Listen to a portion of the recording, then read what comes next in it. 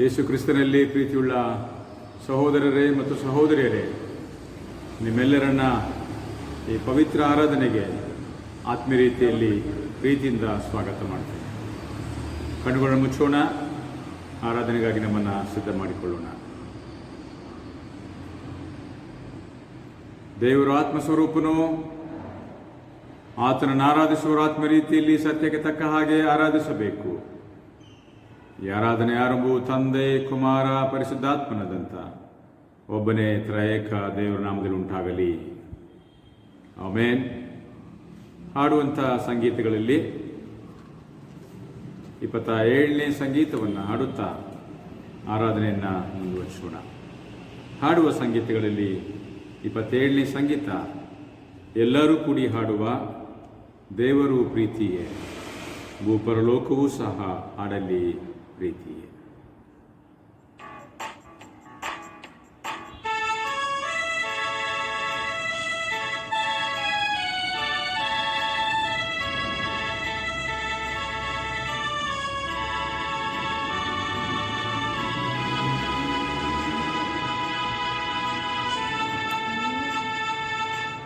ಎಲ್ಲರೂ ಕೂಡಿ ಹಾಡುವ ದೇವರು ಪ್ರೀತಿಯೇ, ಭೂಪರಲೋಕವೂ ಸಹ ಹಾಡಲಿ ಪ್ರೀತಿಯೇ.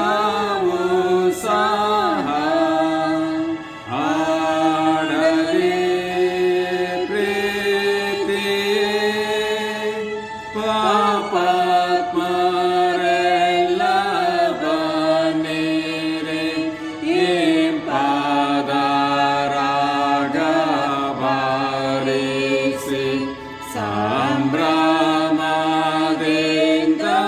ಹಾಡಿರಿ. ದೇವರು ಪ್ರೀತಿಯೇ, ಓ ಸಾರಿರೆಲ್ಲ ಜನಕ್ಕೆ ದೇವರು ಪ್ರೀತಿಯೇ.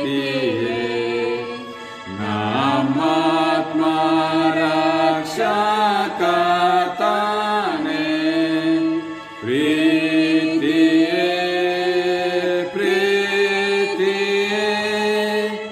ಕ್ರಿಸ್ತೇಸುವಿನ ರಕ್ತವು ಸಮಸ್ತ ಪಾಪ ತೊಳೆದು ನಮ್ಮನ್ನು ಶುಭ್ರ ಮಾಡಿತು. ದೇವರು ಪ್ರೀತಿಯೇ. ದೇವರನ್ನು ಆರಾಧಿಸೋಣ.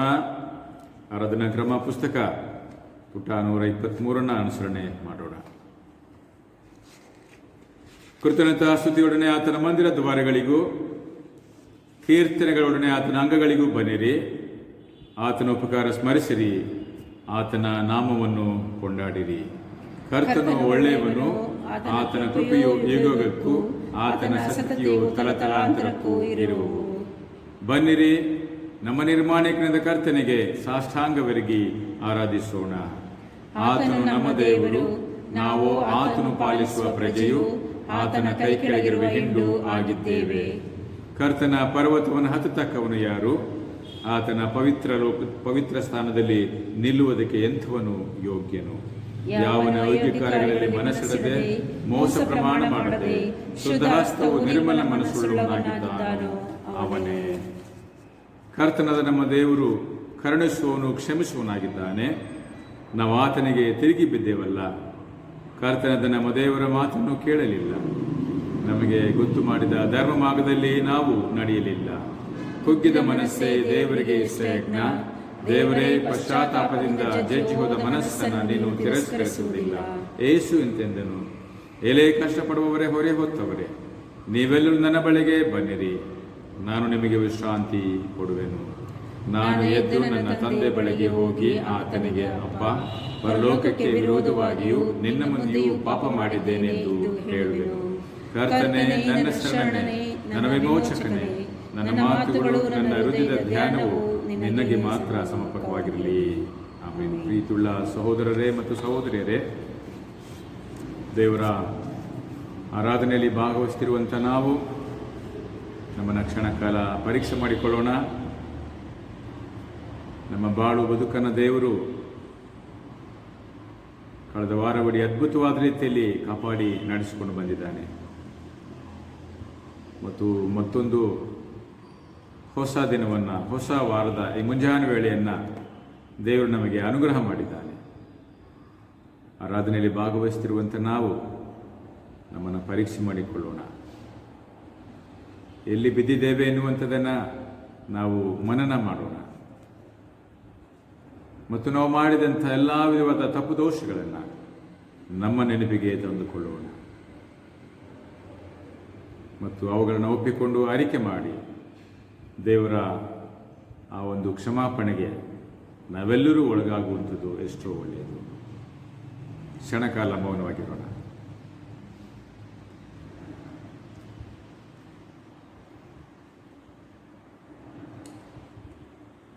ಪಾಪ ಹೇಗೆ ಹೋದಿತ್ತು, ಏಸು ಪರಿಹರಿಸಬಲ್ಲ ಆ ಒಂದು ಸಂಗೀತವನ್ನು ಒಂದು ಚರಣ ಮಾತ್ರ ಹಾಡೋಣ.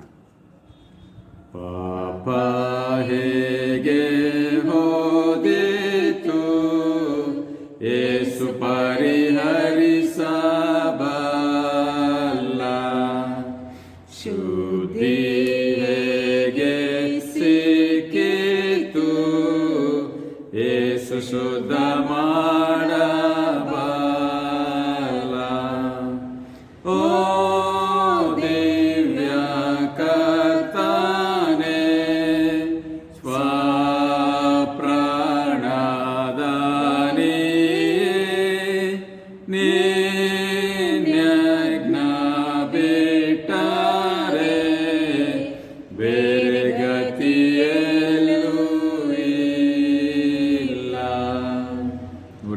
ಪುಟ. ಎಲ್ಲರೂ ಮುಂದಿನ ಪಾಪದರಿಕೆಯನ್ನು ಒಟ್ಟಾಗಿ ಅರಿಕೆ ಮಾಡೋಣ. ಪ್ರೀತಿ ಸ್ವರೂಪನಾದ ದೇವರೇ, ನನ್ನನ್ನು ಕರುಣಿಸು. ಕರುಣಾನಿಧಿಯೇ, ನನ್ನ ದ್ರೋಹವನ್ನೆಲ್ಲ ಅಳಿಸಿಬಿಡು. ನನ್ನ ಪಾಪವನ್ನು ಸಂಪೂರ್ಣವಾಗಿ ತೊಳೆದು ಬಿಡು. ನನ್ನ ದೋಷವನ್ನು ಪರಿಹರಿಸಿ ನನ್ನನ್ನು ಶುದ್ಧಿಗೊಳಿಸು. ನಾನು ದ್ರೋಹಿ ಎಂದು ನಾನೇ ಒಪ್ಪಿಕೊಂಡಿದ್ದೇನೆ. ನಿನಗೆ ಯಾವಾಗಲೂ ನನ್ನ ಮುಂದೆ ಇದೆ. ನಿನಗೆ ಕೇವಲ ನನಗೆ ತಪ್ಪು ಮಾಡಿದ್ದೇನೆ. ನಿನ್ನ ದೃಷ್ಟಿಗೆ ಕೆಟ್ಟದಾಗುವುದನ್ನೇ ಮಾಡಿದ್ದೇನೆ. ದೇವರೇ, ನನ್ನಲ್ಲಿ ಶುದ್ಧ ಹೃದಯವನ್ನು ನಿರ್ಮಿಸು. ನನಗೆ ಸ್ಥಿರ ಚಿತ್ತವನ್ನು ಅನುಗ್ರಹಿಸಿ ನನ್ನನ್ನು ನೂತನಪಡಿಸು. ನಿನ್ನ ರಕ್ಷಣಾನಂದವನ್ನು ನಾನು ತಿರುಗಿ ಅನುಭವಿಸುವಂತೆ ಮಾಡು. ನನ್ನಲ್ಲಿ ಸಿದ್ಧ ಮನಸ್ಸನ್ನು ಹುಟ್ಟಿಸಿ ನನಗೆ ಆಧಾರನಾಗು. ಆಮೇನ್. ಆದಿಕರ್ತ ಕ್ರಿಸ್ತನೇ, ಸೀಳಲ್ಪಟ್ಟ ಬಂಡೆ,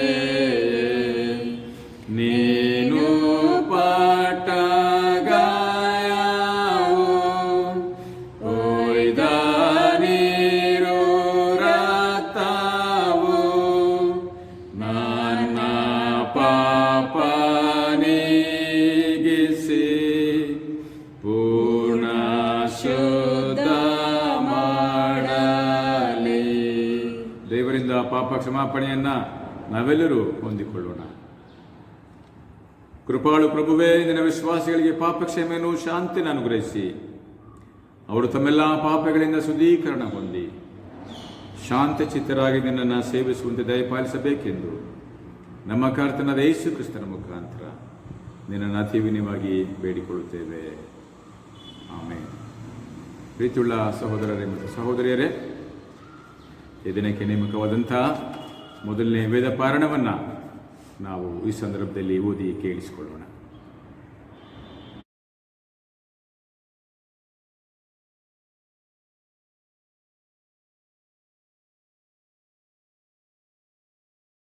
Second Kings chapter 2 verses beginning from 1 to 15. Elijah taken up to heaven. When the Lord was about to take Elijah up to the heaven in the whirlwind, Elijah and Elisha were on their way from Gilgal. Elijah said to Elisha, "Stay here, the Lord has sent me to Bethel." But Elisha said, "As surely as the Lord lives and you live, I will not leave you." So they went down to Bethel. The company of the prophets at Bethel came out to Elisha and asked, "Do you know that the Lord is going to take your master from you today?" "Yes, I know," Elisha replied, "but do not speak of it." When Elijah said to him, "Stay here, Elisha, the Lord has sent me to Jericho," and he replied, "As surely as the Lord lives and you live, I will not leave you." So they went to Jericho. The company of the prophets at Jericho went up to Elisha and asked him, "Do you know that the Lord is going to take your master from you today?" "Yes, I know," he replied, "but do not speak of it." Then Elijah said to him, "Stay here, the Lord has sent me to Jordan." And he replied, "For surely as the Lord lives and you live, I will not leave you." So the two of them walked on. 50 men of the company of the prophets went and stood at a distance, facing the place where Elijah and Elisha had stopped at Jordan. Elijah took his cloak, rolled it up, and struck the water with it. The water divided to the right and to the left, and the two of them crossed over on dry ground. When they had crossed, Elijah said to Elisha, "Tell me, what can I do for you before I am taken from you?" "Let me inherit a double portion of your spirit," Elisha replied. "You have asked a difficult thing," Elijah said. "Yet, if you see me when I am taken from you, it will be yours, otherwise not." As they were walking along and talking together, suddenly a chariot of fire and horses of fire appeared and separated the two of them, and Elijah went up to heaven in a whirlwind. Elisha saw this and cried out, my father, the chariots and the horsemen of Israel." And Elijah saw him no more. Then he took hold of his old clothes and tore them apart. He picked up the cloak that had fallen from Elijah and went back and stood on the banks of Jordan. Then he took the cloak that had fallen from him and struck the water with it. "Where now is the Lord, the God of Elijah?" he asked. When he struck the water, it divided to the right and to the left, and he crossed over. The company of the prophets from Jericho who were watching said, "The spirit of Elijah is resting on Elisha." And they went to meet him and bowed to the ground before him. May God bless this reading. ದೇವರ ನಿನಗೆ ಸ್ತೋತ್ರವಾಗಲಿ. ಹಾಗೆ ದಿನಕ್ಕೆ ನೇಮಕವಾದಂಥ ಎರಡನೆಯ ವೇದ ಪಾರಣವನ್ನು ನಾವು ಈ ಸಂದರ್ಭದಲ್ಲಿ ಓದಿ ಕೇಳಿಸಿಕೊಳ್ಳೋಣ.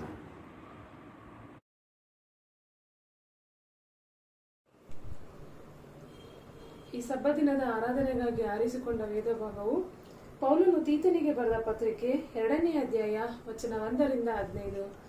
ಪೌಲನು ತೀತನಿಗೆ ಬರೆದ ಪತ್ರಿಕೆ 2ನೇ ಅಧ್ಯಾಯ ವಚನ 1ರಿಂದ 15. ನೀವಾದರೂ ಸದ್ಬೋಧನೆಗೆ ಅನುಗುಣವಾಗಿ ಉಪದೇಶ ಮಾಡು, ಏಕೆಂದರೆ ವೃದ್ಧರು, ಮದ್ಯ ಆಸಕ್ತಿ ಇಲ್ಲದವರು, ಗೌರವವುಳ್ಳವರು, ಜಿತೇಂದ್ರರು, ನಂಬಿಕೆ, ಪ್ರೀತಿ, ತಾಳ್ಮೆಯುಗಳಲ್ಲಿ ಸ್ವಸ್ಥರು ಆಗಿರಬೇಕೆಂದು ಬೋಧಿಸು. ಹಾಗೆಯೇ ವೃದ್ಧ ಸ್ತ್ರೀಯನ್ನು ಚಾಡಿ ಹೇಳುವವರು, ಮದ್ಯಕ್ಕೆ ಗುಲಾಮರಾಗಿರದೆ ದೇವರ ಭಕ್ತಿಗೆ ಯೋಗ್ಯವಾಗಿ ನಡೆಕೊಳ್ಳುವರು, ಸದ್ಬೋಧನೆಗೆ ಏಳುವವರು ಆಗಿರಬೇಕೆಂದು ಬೋಧಿಸು. ಇದಲ್ಲದೆ ಅವರು ಪ್ರಾಯದ ಸ್ತ್ರೀಯರಿಗೆ ನಿಮ್ಮ ಮೂಲಕ ದೇವರ ವಾಕ್ಯಕ್ಕೆ ದೂಷಣೆಯಾಗದಂತೆ ನೀವು ಗಂಡಂದಿರನ್ನು ಮಕ್ಕಳನ್ನು ಪ್ರೀತಿಸುವವರು, ದಮೆಯುಳ್ಳವರು, ಪ್ರತಿರತೆಯರು, ಮನೆಯಲ್ಲೇ ಕೆಲಸ ಮಾಡುವರು, ಸುಶೀಲರು, ನಿಮ್ಮ ಗಂಡಂದಿರಿಗೆ ಅಧೀನರಾಗಿರಬೇಕೆಂದು ಬುದ್ಧಿ ಕಲಿಸುವ ಹಾಗೆ ಬೋಧಿಸು. ಹಾಗೆಯೇ ಎಲ್ಲಾ ವಿಷಯದಲ್ಲಿ ಜಿತೇಣರಾಗಿರಬೇಕೆಂದು ನೀವು ಯೌವನಸ್ಥರನ್ನು ಎಚ್ಚರಿಸು. ಸತ್ಕಾರ್ಯ ಮಾಡುವುದರಲ್ಲಿ ನೀವು ಮಾದರಿಯಾಗಿರಿ. ನೀವು ಮಾಡುವ ಉಪದೇಶದಲ್ಲಿ ಯಥಾರ್ಥವೂ ಗೌರವವೂ ಅಪೇಕ್ಷೆಯೂ ಆಸ್ಪದವಿಲ್ಲದಂತೆ ಸ್ವಸ್ಬುದ್ಧಿಯಿಂದ ಇರಬೇಕು. ಆಗ ನಮ್ಮನ್ನು ಎದುರಿಸುವವರು ನಮ್ಮ ವಿಷಯದಲ್ಲಿ ಕೆಟ್ಟದನ್ನು ಹೇಳುವುದಕ್ಕೆ ಅವಕಾಶವಿಲ್ಲದೆ ನಾಚಿಕೆಗೊಳ್ಳುವರು. ದಾಸರು ಎಲ್ಲದರಲ್ಲಿಯೂ ತಮ್ಮ ಯಜಮಾನರಿಗೆ ಅಧೀನರಾಗಿದ್ದು ಅವರನ್ನು ಮೆಚ್ಚಿಸುವುದಕ್ಕೆ ಪ್ರಯಾಸ ಪಡುತ್ತಾರೆ. ಎದುರು ಮಾತನಾಡದೆ, ಯಾವುದನ್ನೂ ಕದಿಕೊಳ್ಳದೆ, ಪುನಃ ನಂಬಿಗಸ್ತರೆಂದು ಹೆಸರು ಹೊಂದಿ ನಮ್ಮ ರಕ್ಷಕನಾದ ದೇವರ ಉಪದೇಶಕ್ಕೆ ಎಲ್ಲಾ ವಿಷಯದಲ್ಲಿ ಅಲಂಕಾರವಾಗಿರಬೇಕೆಂದು ಬೋಧಿಸು. ಯಾಕಂದರೆ ಎಲ್ಲಾ ಮನುಷ್ಯರಿಗೂ ರಕ್ಷಣೆ ಉಂಟು ಮಾಡುವ ದೇವರ ಕೃಪೆಯು ಪ್ರತ್ಯಕ್ಷವಾಯಿತು. ನಾವು ಭಕ್ತಿಹೀನರನ್ನು ಲೋಕದ ಆಶಯಗಳನ್ನು ವಿಸರ್ಜಿಸಿ ಭಾಗ್ಯಕರವಾದ ನಿರೀಕ್ಷೆಯನ್ನು, ಅಂದರೆ ಮಹಾದೇವರು ಮತ್ತು ನಮ್ಮ ರಕ್ಷಕನಾದ ಯೇಸು ಕ್ರಿಸ್ತನ ಪ್ರಭಾವದ ಪ್ರತ್ಯಕ್ಷತೆಯನ್ನು ಎದುರು ನೋಡುತ್ತಾ ಇಹಲೋಕದಲ್ಲಿ ಸ್ವಸ್ಥಿತರಾಗಿ, ನೀತಿವಂತರಾಗಿ, ಭಯಭಕ್ತಿಯುಳ್ಳವರಾಗಿ ಬದುಕಬೇಕೆಂದು ಅದು ನಿಮಗೆ ಬೋಧಿಸುತ್ತದೆ.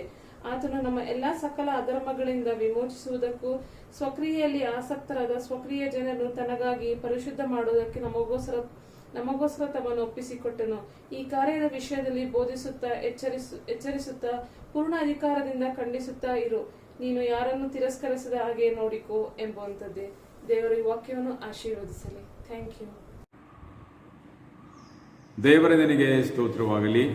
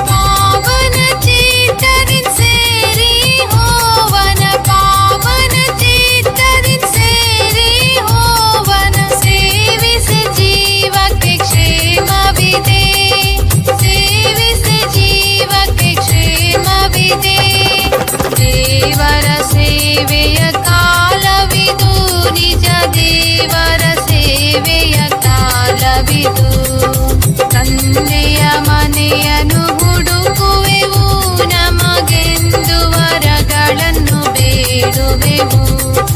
ತಂದೆಯ ಮನೆಯನ್ನು ಹುಡುಕುವೆವು, ನಮಗೆಂದು ವರಗಳನ್ನು ಬೇಡುವೆವು.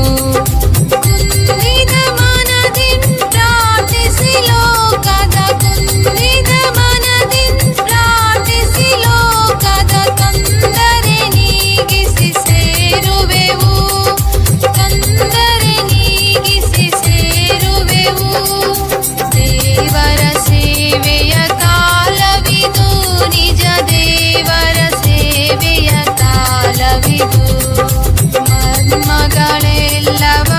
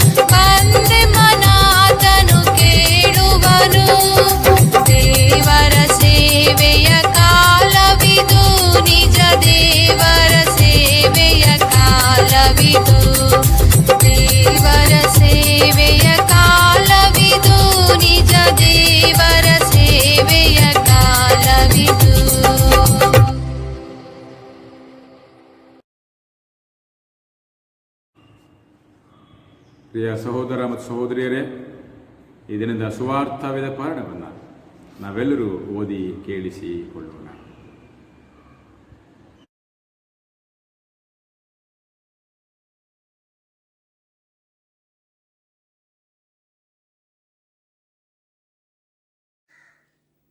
ಈ ದಿನದ ಮೂರನೇ ವೇದ ಪಾರಾಯಣಕ್ಕಾಗಿ ಆರಿಸಿಕೊಂಡ ವೇದಭಾಗವು ಶ್ರೀ ಯೋಹಾನನು ಬರೆದ ಸುವಾರ್ತೆ ಅಧ್ಯಾಯ 3 ವಚನಗಳು 22ರಿಂದ 30ರವರೆಗೆ. ಈ ದಿನಕ್ಕೆ ನೇಮಕವಾದ ಸುವಾರ್ಥ ವೇದಭಾಗವು ಶ್ರೀ ಯೋಹಾನನು ಬರೆದ ಸುವಾರ್ತೆ ಅಧ್ಯಾಯ 3 ವಚನಗಳು 22ರಿಂದ 30ರವರೆಗೆ. The gospel according to saint John chapter 3 verses beginning from 22 to 30. John chapter 3 verses beginning from 22 to 30. ದೇವರ ವಾಕ್ಯವನ್ನು ಓದಿ ಕೇಳೋಣ. ಸ್ನಾನಿಕನಾದ ಯೋಹಾನನು ಯೇಸುವಿನ ವಿಷಯವಾಗಿ ತಿರುಗಿ ಸಾಕ್ಷಿ ಹೇಳಿದರು. ಆಮೇಲೆ ಯೇಸು ತನ್ನ ಶಿಷ್ಯರೊಡನೆ ಯೂದಾಯ ದೇಶಕ್ಕೆ ಬಂದು ಅಲ್ಲಿ ಅವರ ಕೂಡ ಇದ್ದು ದೀಕ್ಷಾ ಸ್ನಾನ ಮಾಡಿಸುತ್ತಿದ್ದನು. ಯೋಹಾನನು ಸಲುಮೂರಿನ ಹತ್ತಿರವಿರುವ ಐನೋನ್ ಎಂಬ ಸ್ಥಳದಲ್ಲಿದ್ದು ದೀಕ್ಷಾ ಸ್ನಾನ ಮಾಡಿಸುತ್ತಿದ್ದನು. ಅಲ್ಲಿ ಬಹಳ ನೀರಿತ್ತು. ಜನರು ಬಂದು ಸ್ನಾನ ಮಾಡಿಸಿಕೊಳ್ಳುತ್ತಾ ಇದ್ದರು. ಆ ಕಾಲದಲ್ಲಿ ಯೋಹಾನನು ಇನ್ನೂ ಸೆರೆಯಲ್ಲಿ ಹಾಕಲ್ಪಟ್ಟಿರಲಿಲ್ಲ. ಹೀಗಿರಲಾಗಿ ಯೋಹಾನನ ಶಿಷ್ಯರಲ್ಲಿ ಕೆಲವರಿಗೂ ಒಬ್ಬ ಯಹೂದ್ಯನಿಗೂ ಶುದ್ಧಾಚಾರವನ್ನು ಕುರಿತು ವಿಚಾರ ನಡೆಯಿತು. ಆಗ ಅವರು ಯೋಹಾನನ ಬಳಿಗೆ ಬಂದು ಅವನಿಗೆ, ಗುರುವೇ, ಯೋರ್ದನ್ ಹೊಳೆಯ ಆಚೆ ನಿನ್ನ ಬಳಿಯಲ್ಲಿದ್ದ ಒಬ್ಬನ ವಿಷಯದಲ್ಲಿ ನೀನು ಸಾಕ್ಷಿ ಕೊಟ್ಟಿಯಲ್ಲ, ಅವನು ಸ್ನಾನ ಮಾಡಿಸುತ್ತಾನೆ, ಅವನ ಬಳಿಗೆ ಎಲ್ಲರೂ ಹೋಗುತ್ತಾರೆ ಎಂದು ಹೇಳಲು ಯೋಹಾನನು, ಪರಲೋಕದಿಂದ ಅನುಗ್ರಹಣವಾದದ್ದನ್ನೇ ಹೊರತು ಮನುಷ್ಯನು ಹೆಚ್ಚೇನೂ ಹೊಂದಲಾರನು. ನಾನು ಕ್ರಿಸ್ತನಲ್ಲ, ಆತನ ಮುಂದೆ ಕಳುಹಿಸಲ್ಪಟ್ಟವನಾಗಿದ್ದೇನೆ ಎಂದು ನಾನು ಹೇಳಿದ್ದಕ್ಕೆ ನೀವೇ ಸಾಕ್ಷಿ. ಮೊದಲಗಿತ್ತಿಯುಳ್ಳವನೇ ಮೊದಲಿಂಗನು. ಆದರೂ ಮೊದಲಿಂಗನ ಗೆಳೆಯನು ಅವನ ಹತ್ತಿರ ನಿಂತುಕೊಂಡು ಅವನ ಮಾತುಗಳನ್ನು ಕೇಳಿ ಮೊದಲಿನ ಧ್ವನಿಗೆ ಬಹಳ ಸಂತೋಷ ಪಡುತ್ತಾನಲ್ಲವೇ? ಇದರಂತೆ ನನಗಿರುವ ಸಂತೋಷ ಅದು ನೆರವೇರಿತು. ಆತನು ವೃದ್ಧಿಯಾಗಬೇಕು, ನಾನು ಕಡಿಮೆಯಾಗಬೇಕು ಅಂದನು ಎಂಬುವಂಥದ್ದೇ. ಕ್ರಿಸ್ತನೇ ನಿನಗೆ ಸ್ತೋತ್ರವಾಗಲಿ. ಪ್ರಾರ್ಥನೆ ಮಾಡೋಣ. ದಯಮಾಡಿ ಸ್ವಾಮಿಯೇ, ನಮ್ಮ ಬಾಳ ಜೀವನದಲ್ಲಿ ನೀನು ಅನುಗ್ರಹ ಮಾಡಿದಂಥ ದಿನಕ್ಕಾಗಿ ಸ್ತೋತ್ರವಾಗಲಿ. ಎಲ್ಲಿಬ್ಬರಾಗಲಿ ಮೂವರಾಗಲಿ ನಿನ್ನನ್ನು ಆರಾಧಿಸಲು ಸೇರಿ ಬರುತ್ತಾರೋ ಅಲ್ಲಿ ನನ್ನಿದ್ದೇನೆಂದು ಹೇಳಿದೆಯಲ್ಲ. ಆಲಯಗಳಲ್ಲಿ, ಮನೆಗಳಲ್ಲಿ ನಿನ್ನನ್ನು ಆರಾಧನೆ ಮಾಡುವಂಥ ನಿನ್ನ ಸದ್ಭಕ್ತರ, ನಿನ್ನ ಮಕ್ಕಳೆಲ್ಲರ ಸಂಗಡ ನೀನಿದ್ದು ಎಲ್ಲರನ್ನು ಆಶೀರ್ವಾದ ಮಾಡಿಸುವನು. ನಿನ್ನನ್ನು ಆತ್ಮೀಯ ರೀತಿಯಲ್ಲಿ ಸತ್ಯಕ್ಕೆ ತಕ್ಕ ಹಾಗೆ ಆರಾಧಿಸಲು ಸಹಾಯ ಮಾಡು. ನಿನ್ನ ವಾಕ್ಯದ ಮನ್ನದಿಂದ ನಮ್ಮನ್ನು ತುಂಬಿಸು ದೇವ. ನಮ್ಮ ಬದುಕು, ನಮ್ಮ ಬಾಳು ಜೀವನದಲ್ಲಿ ನೀನು ನಮ್ಮ ಜೊತೆ ಇದ್ದುಕೊಂಡೇ ನಮ್ಮನ್ನು ಕೈ ಹಿಡಿದು ನಡೆಸ್ತಾ ಇರುವುದಕ್ಕಾಗಿ ಸ್ತೋತ್ರ. ಈ ದಿನಗಳಲ್ಲಿ ಸ್ವಾಮಿ, ನಮಗೆ ಬೇಕಾದಂಥ ಶಾಂತಿ, ಸಮಾಧಾನ, ಆರೋಗ್ಯ ಮತ್ತು ಸುಕ್ಷೇಮವನ್ನು ಅನುಗ್ರಹ ಮಾಡು. ಯೇಸು ಕ್ರಿಸ್ತನಲ್ಲಿ ಬೇಡಿದೆವು ಪರಲೋಕದ ತಂದೆಯೇ, ಆಮೆನ್. ನಾವು ನಂಬಿರುವಂಥ ಪೌಸ್ತಲಿಕ ವಿಶ್ವಾಸವನ್ನು ಎಲ್ಲರೂ ಒಟ್ಟಾಗಿ ಆರಿಕೆ ಮಾಡೋಣ. ಬುಧವಾದ ಆರಾಧನೆ ಕ್ರಮ ಪುಸ್ತಕ 128ನೇ ಪುಟ. ಎಲ್ಲರೂ ಒಟ್ಟಾಗಿ ಹೇಳೋಣ. ಪರಲೋಕ ಭೂಲೋಕಗಳನ್ನು ಸೃಷ್ಟಿಸಿದ ಸರ್ವಶಕ್ತನಾಗಿರುವ ತಂದೆಯಾದ ದೇವರು ನಂಬುತ್ತೇನೆ. ಆತನ ಏಕಕುಮಾರನಾಗಿರುವ ನಮ್ಮ ಪ್ರಭುವಾದ ಯೇಸು ಕ್ರಿಸ್ತನನ್ನು ನಂಬುತ್ತೇನೆ. ಈತನು ಪರಿಶುದ್ಧಾತ್ಮನಿಂದ ಕನ್ಯಾ ಮರಿಯಳ ಗರ್ಭದಲ್ಲಿ ಧರಿಸಲ್ಪಟ್ಟು ಆಕೆಯಲ್ಲಿ ಹುಟ್ಟಿ ಪೊಂತಿ ಪಿಲಾತನ ಅಧಿಪತ್ಯದಲ್ಲಿ ಶ್ರಮೆ ಹೊಂದಿ ಶಿಲುಬೆಗೆ ಜಡಿಯಲ್ಪಟ್ಟು ಸತ್ತು ಹೂಡಲ್ಪಟ್ಟು ಪಾತಾಳಕ್ಕೆ ಇಳಿದು 3ನೇ ದಿವಸದಲ್ಲಿ ಸತ್ತರೊಳಗೆ ಎದ್ದು ಪರಲೋಕಕ್ಕೆ ಏರಿ ಹೋಗಿ ಸರ್ವಶಕ್ತನಾಗಿರುವ ತಂದೆಯಾದ ದೇವರ ಬಲಪಾರ್ಶ್ವದಲ್ಲಿ ಕುಳಿತುಕೊಂಡಿರುತ್ತಾನೆ. ಈತನಲ್ಲಿ ಬಂದು ಬದುಕಿರುವವರೆಗೂ ಸತ್ತವರಿಗೂ ನ್ಯಾಯ ತೀರ್ಪನು ಎಂಬುದನ್ನು ನಂಬುತ್ತೇನೆ. ನಾನು ಪರಿಶುದ್ಧಾತ್ಮನನ್ನು ನಂಬುತ್ತೇನೆ. ಒಂದೇ ಪರಿಶುದ್ಧ ಕ್ರೈಸ್ತ ಸಭೆಯು, ಭಕ್ತರ ಅನ್ಯೋನ್ಯತೆಯು, ಪಾಪದ ಪರಿಹಾರವು, ದೇಹದ ಪುನರುತ್ಥಾನವು, ನಿತ್ಯ ಜೀವವು ಉಂಟೆಂಬುದು ನಂಬುತ್ತೇನೆ. ಆಮೇನ್. ಪ್ರಿಯ ದೇವಜನರೇ, ಆರಾಧನೆಯಲ್ಲಿ ಭಾಗವಹಿಸುತ್ತಿರುವಂಥ ನಿಮ್ಮೆಲ್ಲರನ್ನ ನಮ್ಮ ಕರ್ತನಾದಂಥ ಯೇಸು ಕ್ರಿಸ್ತನ ಪರಿಶುದ್ಧ ನಾಮದಲ್ಲಿ ಪ್ರೀತಿಪೂರ್ವಕವಾಗಿ ಸ್ವಾಗತ ಮಾಡ್ತೇನೆ ಮತ್ತು ನಿಮ್ಮೆಲ್ಲರಿಗೆ ವಂದನೆ ಸಲ್ಲಿಸ್ತೇನೆ. ದೇವರು ನಮ್ಮೆಲ್ಲರಿಗೆ ಆರೋಗ್ಯವನ್ನು, ಮನಃಶಾಂತಿಯನ್ನು ಮತ್ತು ಸಮಾಧಾನವನ್ನು ಈ ದಿನಗಳಲ್ಲಿ ಒದಗಿಸಿಕೊಡಲಿ ಎಂಬುದಾಗಿ ನಾನು ಪ್ರಾರ್ಥನೆ ಮಾಡ್ತೇನೆ.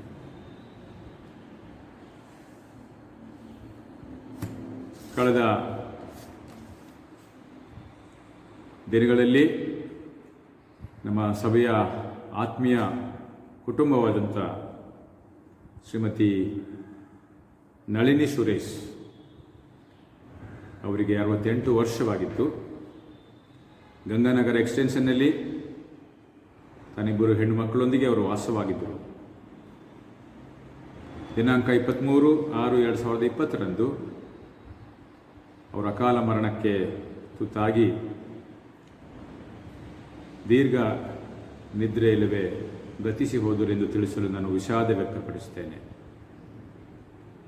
ದಿನಾಂಕ 24/6/2020 ಹೊಸೂರು ರೋಡ್ ಸಮಾಧಿಯಲ್ಲಿ ಅವರ ಅಂತ್ಯಕ್ರಿಯೆ ನೆರವೇರಿತು. ಈ ಸಂದರ್ಭದಲ್ಲಿ ಪ್ರಿಯ ತಾಯಿಯನ್ನು ನೆನೆಸ್ಕೊಳ್ಳೋಣ. ಅವರಿಗಿದ್ದಂಥ ಭಕ್ತಿ, ಅವರ ಕ್ರಿಸ್ತಿಯ ಜೀವನ ಮತ್ತು ವಿಶೇಷವಾಗಿ ಅವರು ಬಿಟ್ಟು ಹೋದಂಥ ಪ್ರಿಯ ಮಕ್ಕಳಿಗಾಗಿ ನಾವು ಪ್ರಾರ್ಥನೆ ಮಾಡೋಣ. ಕ್ಷಣಕಾಲ ಮೌನವಾಗಿರೋಣ.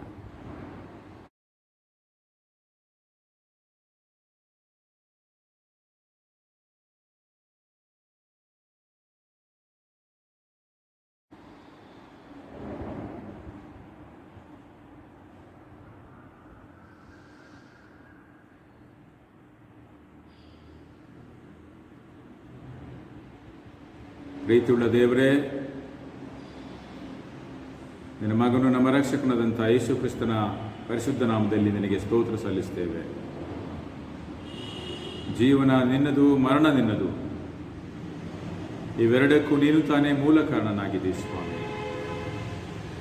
ನಮ್ಮ ಬಾಳನ್ನು ಈ ಲೋಕದಲ್ಲಿ ಆಸ್ವಾದ ಮಾಡುವಂಥ ದೇವರು ಕೂಡ ನೀನೇ ಆಗಿದ್ದಿ. ನಮ್ಮನ್ನಾಗಲಿ ನಿನ್ನ ಪವಿತ್ರ ಸನ್ನಿಧಾನಕ್ಕೆ ಬಂದಂಥ ಗತಿಸಿದ ಶ್ರೀಮತಿ ನಳಿನಿ ಸುರೇಶ್ ಪ್ರಿಯ ತಾಯಿಗಾಗಿ ನಾವು ಪ್ರಾರ್ಥನೆ ಮಾಡ್ತೇವೆ. 68 ವರ್ಷಗಳ ಸುದೀರ್ಘ ಜೀವನದಲ್ಲಿ ನಿನ್ನ ಸದ್ಭಕ್ತಿಯಾಗಿ, ನಿನ್ನ ಪ್ರೀತಿ ಮಗಳಾಗಿ, ನೀನು ಹಾಕಿಕೊಟ್ಟಂಥ ಕ್ರೈಸ್ತ ಮೌಲ್ಯಗಳನ್ನು ತನ್ನ ಬದುಕಿನಲ್ಲಿ ಅಳವಡಿಸಿಕೊಂಡು ಅವರು ಬಾಳಿ ಬದುಕಿದ್ದನ್ನು ಕೂಡ ಜ್ಞಾಪಕ ಮಾಡಿಕೊಳ್ತೇವೆ. ಸ್ವಾಮಿ, ನಿನ್ನ ಆಲಯವನ್ನು ಪ್ರೀತಿಸಿದಾಕೆ ತನ್ನ ಮಕ್ಕಳನ್ನು ಭಯಭಕ್ತಿಯಲ್ಲಿ ನಿನ್ನ ಸನ್ಮಾರ್ಗದಲ್ಲಿ ನಡೆಸಿದಂಥ ತಾಯಿ ಸ್ವಾಮಿ, ಅವರು 23ನೇ ತಾರೀಕಿನಂದು ಈ ಲೋಕವನ್ನು ಬಿಟ್ಟು ನಿನ್ನ ಬಳಿಗೆ ಬಂದಿದ್ದಾರೆ. ನೀನು ಅವರನ್ನು ಸ್ವೀಕಾರ ಮಾಡಿಕೊಂಡಿದ್ದಕ್ಕಾಗಿ ಕೂಡ ಸ್ತೋತ್ರ ಸಲ್ಲಿಸ್ತೇವೆ. ಅವರನ್ನು ನೆನಪಿಸಿಕೊಳ್ತೇವೆ. ಅವರ ನಂಬಿಕೆಯನ್ನು, ಅವರ ಮೌಲ್ಯಗಳನ್ನು, ಅವರು ಬಾಳಿದ ಬದುಕನ್ನು, ಕ್ರೈಸ್ತ ಜೀವಿತವನ್ನು ನಾವು ಹಾಡಿ ಹೊಗಳುತ್ತೇವೆ ಸ್ವಾಮಿ. ಈ ಸಂದರ್ಭದಲ್ಲಿ ದೇವ, ಅವರು ಬಿಟ್ಟು ಹೋದಂಥ ಪ್ರೀತಿಯ ಮಕ್ಕಳಿಗಾಗಿ ವಿಶೇಷವಾಗಿ ಪ್ರಾರ್ಥನೆ ಮಾಡ್ತೇವೆ.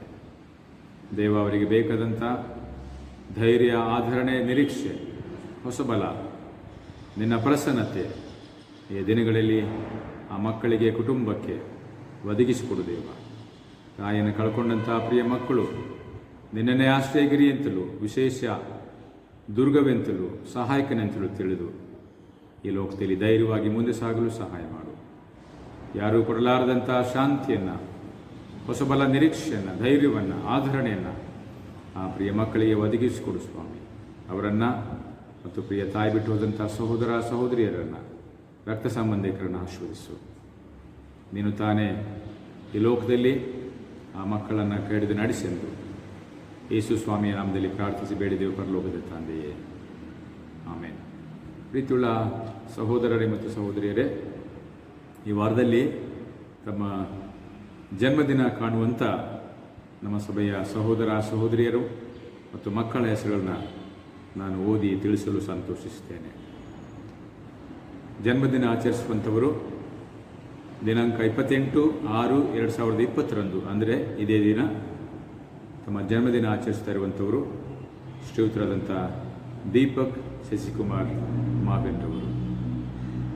ದಿನಾಂಕ 29/6/2020 Shri Francis son of Daniel Satyasheela ರವರು. ದಿನಾಂಕ 30/6/2020 Shrimati Catherina Parimala, wife of mister Devakrupa Sagar. ದಿನಾಂಕ 1/7/2020 ಶ್ರೀಯುತರಾದಂಥ ಸಿ ಜೇಮ್ಸ್ ಸುಬ್ಬಯ್ಯರವರು. ದಿನಾಂಕ 1/7/2020 ಶ್ರೀಯುತರಾದಂಥ ಯೇಸು ಪಾದಂರವರು. ದಿನಾಂಕ 2/7/2020 Kumari Jennifer Gilbert, daughter of Gilbert Devadas ರವರು. ದಿನಾಂಕ 3/7/2020 Shrimati Leena Richard, wife of mister Havel Richard ರವರು. ಈ ವಾರದಲ್ಲಿ ಜನ್ಮದಿನ ಕಾಣುವಂಥ ಈ ಎಲ್ಲ ಸಹೋದರ ಸಹೋದರಿಯರು, ಹಿರಿಯರು, ಕಿರಿಯರು, ಮಕ್ಕಳು ಇವರೆಲ್ಲರಿಗಾಗಿ ನಾವು ಪ್ರಾರ್ಥನೆ ಮಾಡೋಣ. ಮತ್ತು ನಾನು ವೈಯಕ್ತಿಕವಾಗಿ ನಿಮ್ಮೆಲ್ಲರ ಪರವಾಗಿ, ಸಭೆ ಪರವಾಗಿ ಅವರೆಲ್ಲರಿಗೆ ದೇವರು ಆಯಸ್ಕಾಲ, ಆರೋಗ್ಯ, ದೀರ್ಘಾಯುಷ್ಯವನ್ನು ಮತ್ತು ಬೇಕಾದಂತೆಲ್ಲ ಸುಖ, ಶಾಂತಿ, ನೆಮ್ಮದಿಯನ್ನು ಕರ್ತನು ತಾನೇ ಅನುಗ್ರಹ ಮಾಡಲೆಂಬುದಾಗಿ ನಾನು ಶುಭ ಹಾರೈಸ್ತೇನೆ. ಪ್ರಾರ್ಥನೆ ಮಾಡೋಣ. ದಯಮಾಡಿ ಸ್ವಾಮಿಯೇ, ಕಳೆದ ವಾರದಲ್ಲಿ ತಮ್ಮ ಜನ್ಮದಿನ, ಮದುವೆ ವಾರ್ಷಿಕೋತ್ಸವ ಕಂಡಂಥ ಎಲ್ಲರನ್ನ ಹೇರಳವಾಗಿ ಆಶೀರ್ವಾದ ಮಾಡಿ ನಡೆಸಿಕೊಂಡು ಬಂದಿದ್ದಕ್ಕಾಗಿ ನಿನಗೆ ಸ್ತೋತ್ರ. ಈಗ ಈ ವಾರದಲ್ಲಿ ಕೂಡ ತಮ್ಮ ಜನ್ಮದಿನ ಕಾಣುವಂಥ ಈ ಎಲ್ಲ ಹಿರಿಯ ಕಿರಿಯ ಮಕ್ಕಳು, ಸಹೋದರ ಸಹೋದರಿಗಾಗಿ ನಿನ್ನ ಪರಿಶುದ್ಧ ನಾಮಕ್ಕೆ ಅನಂತನಂತ ಸ್ತೋತ್ರ ಸಲ್ಲಿಸ್ತೇವೆ. ದೇವ, ಬದುಕು ನಿನ್ನದು, ಬಾಳು ನಿನ್ನದು. ನೀನು ತಾನೇ ಈ ಬಾಳನ್ನು, ಈ ಬದುಕನ್ನು ನಮಗೆ ಆಶೀರ್ವಾದವಾಗಿ ಒದಗಿಸಿಕೊಟ್ಟಿಯಲ್ಲ ದೇವ. ಈವರೆಗೆ ಪ್ರಿಯರೆಲ್ಲರೊಂದಿಗಿದ್ದುಕೊಂಡು ಅದ್ಭುತವಾದ ರೀತಿಯಲ್ಲಿ ನಿನ್ನ ಕೃಪಾ ರೆಕ್ಕೆ ಅಡೆದವರಲ್ಲಿ ಬಚ್ಚಿಟ್ಕೊಂಡು ನೀನು ಅವರನ್ನು ಕಾಪಾಡಿಕೊಂಡು ಬರ್ತಾ ಇರುವುದಕ್ಕಾಗಿ ಸ್ತೋತ್ರ ಸಲ್ಲಿಸ್ತೇವೆ. ಕೇಡು ಗಂಡಾಂತರವನ್ನು ತಪ್ಪಿಸಿ ಕಾಪಾಡಿದ್ದಿ. ಪ್ರಯಾಣದಲ್ಲಿ, ಹೋಗುವ ಬರೋಣಗಳಲ್ಲಿ, ವಿದ್ಯಾಭ್ಯಾಸದಲ್ಲಿ, ಕೌಟುಂಬಿಕ ಜೀವನದಲ್ಲಿ, ಉದ್ಯೋಗದಲ್ಲಿ ನೀನು ಅವರನ್ನು ಆಶೀರ್ವಾದ ಮಾಡಿದ್ದಿ. ಅದಕ್ಕಾಗಿ ಸ್ತೋತ್ರ ಸಲ್ಲಿಸ್ತೇವೆ. ಈಗ ಸ್ವಾಮಿ ಹೆಜ್ಜೆ ಇಡುವಂಥ ಮುಂದಿನ ದಿನಗಳಲ್ಲಿ, ವರ್ಷದಲ್ಲಿ ನೀನು ತಾನೇ ಪ್ರಿಯರೆಲ್ಲರನ್ನ ನಿನ್ನ ಕೃಪಾ ರೇಖೆ ಅಡಿದವರಲ್ಲಿ ಬಚ್ಚಿಟ್ಟುಕೊಂಡು ಕಾಪಾಡಿ ಕೈ ಹಿಡಿದು ನಡೆಸೆಂದು ಬೇಡಿಕೊಳ್ತೇವೆ. ದೀರ್ಘಾಯುಷ್ಯವನ್ನು, ಆರೋಗ್ಯ ಭಾಗ್ಯವನ್ನು, ಶಾಂತಿ ಸಮಾಧಾನವನ್ನು, ಸಮೃದ್ಧಿಯನ್ನು, ನೆಮ್ಮದಿಯನ್ನು ಈ ಪ್ರಿಯರೆಲ್ಲರಿಗೆ ನೀನು ತಾನೇ ಕರುಣಿಸಿಕೊಡು ಸ್ವಾಮಿ. ಇಂಥ ಅನೇಕ ಜನ್ಮದಿನಗಳನ್ನು ಈ ಪ್ರಿಯರೆಲ್ಲರೂ ಕಾಣಲಿಕ್ಕಾಗುವಂತೆ ಸಹಾಯ ಮಾಡು. ಅವರೆಷ್ಟಾರ್ಥ ನೆರವೇರಿಸಿಕೊಡು.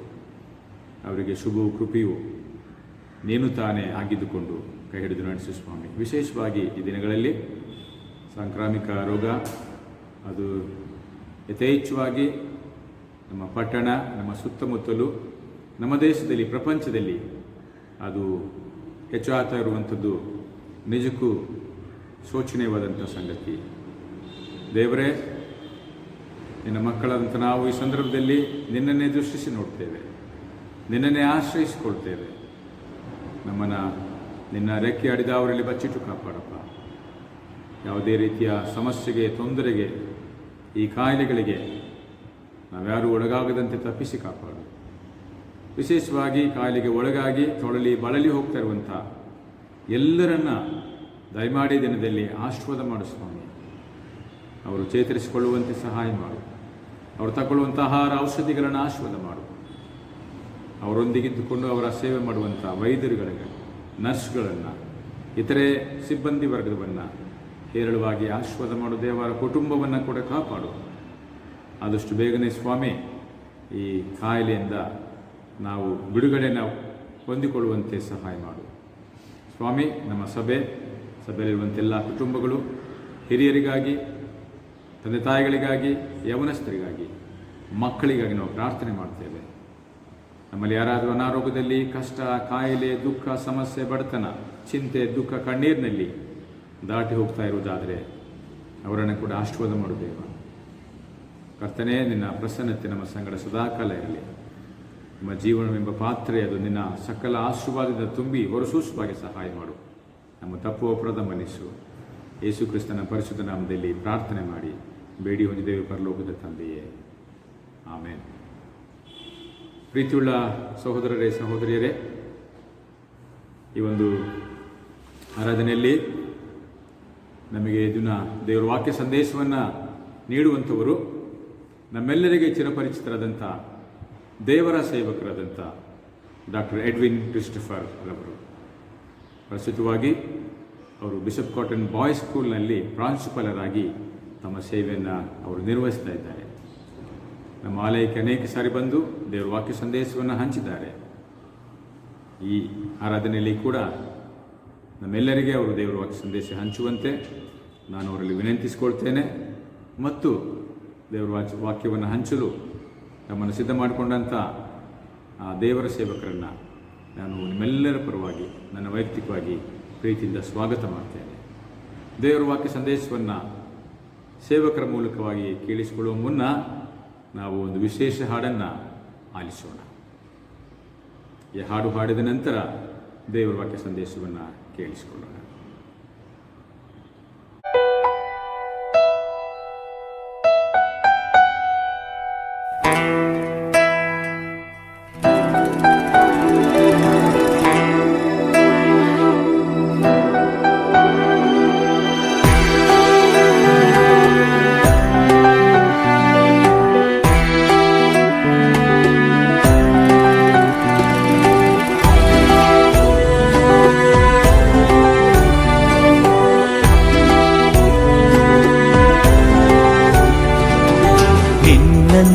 ದೇವರು ಯಾರೂ ಇಲ್ಲ, ನಿನ್ನ ಹಾಗೆ ಪ್ರೀತಿಸುವವರು ಒಬ್ಬರೂ ಇಲ್ಲ.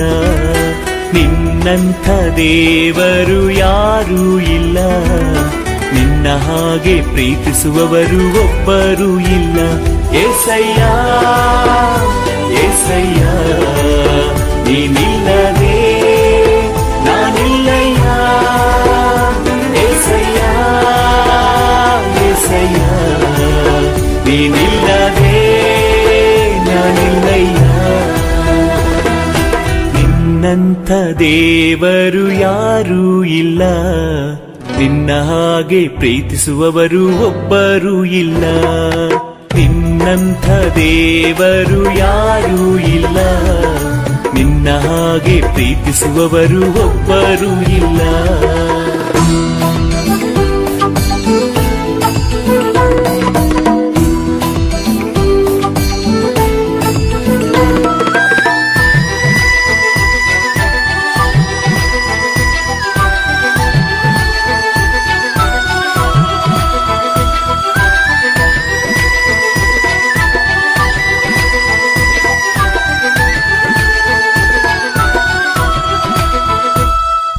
ಪಾಪದ ಮರಣದಲ್ಲಿ ಇದ್ದಂತ ನನ್ನ ಪ್ರೀತಿ ಮಾಡಿ ಪ್ರಾಣ ಕೊಟ್ಟು ಬದುಕಿಸಿದೆ ದೇವಾ. ಪಾಪದ ಮರಣದಲ್ಲಿ ಇದ್ದಂತ ನನ್ನ ಪ್ರೀತಿ ಮಾಡಿ ಪ್ರಾಣ ಕೊಟ್ಟು ಬದುಕಿಸಿದೆ ದೇವಾ. ನಿನ್ನ ಕೃಪೆ ಶಾಶ್ವತ ಎಂದೆಂದು ದೇವಾ, ನಿನ್ನ ಕೃಪೆ ಶಾಶ್ವತ ಎಂದೆಂದು ದೇವಾ. ನಿನ್ನ ಪ್ರೀತಿಯಿಂದ ನಾನು ಜೀವಿಸುವೆ ದೇವಾ, ನಿನ್ನ ಪ್ರೀತಿಯಿಂದ ನಾನು ಜೀವಿಸುವೆ ದೇವಾ. ಏಸಯ್ಯ ಏಸಯ್ಯ ನೀನಿಲ್ಲದೆ ನಾನಿಲ್ಲಯ್ಯ. ಏಸಯ್ಯ ಏಸಯ್ಯ ನೀನಿಲ್ಲದೆ ನಾನಿಲ್ಲಯ್ಯ. ನಿನ್ನಂಥ ದೇವರು ಯಾರೂ ಇಲ್ಲ, ನಿನ್ನ ಹಾಗೆ ಪ್ರೀತಿಸುವವರು ಒಬ್ಬರೂ ಇಲ್ಲ. ನಿನ್ನಂಥ ದೇವರು ಯಾರೂ ಇಲ್ಲ, ನಿನ್ನ ಹಾಗೆ ಪ್ರೀತಿಸುವವರು ಒಬ್ಬರೂ ಇಲ್ಲ.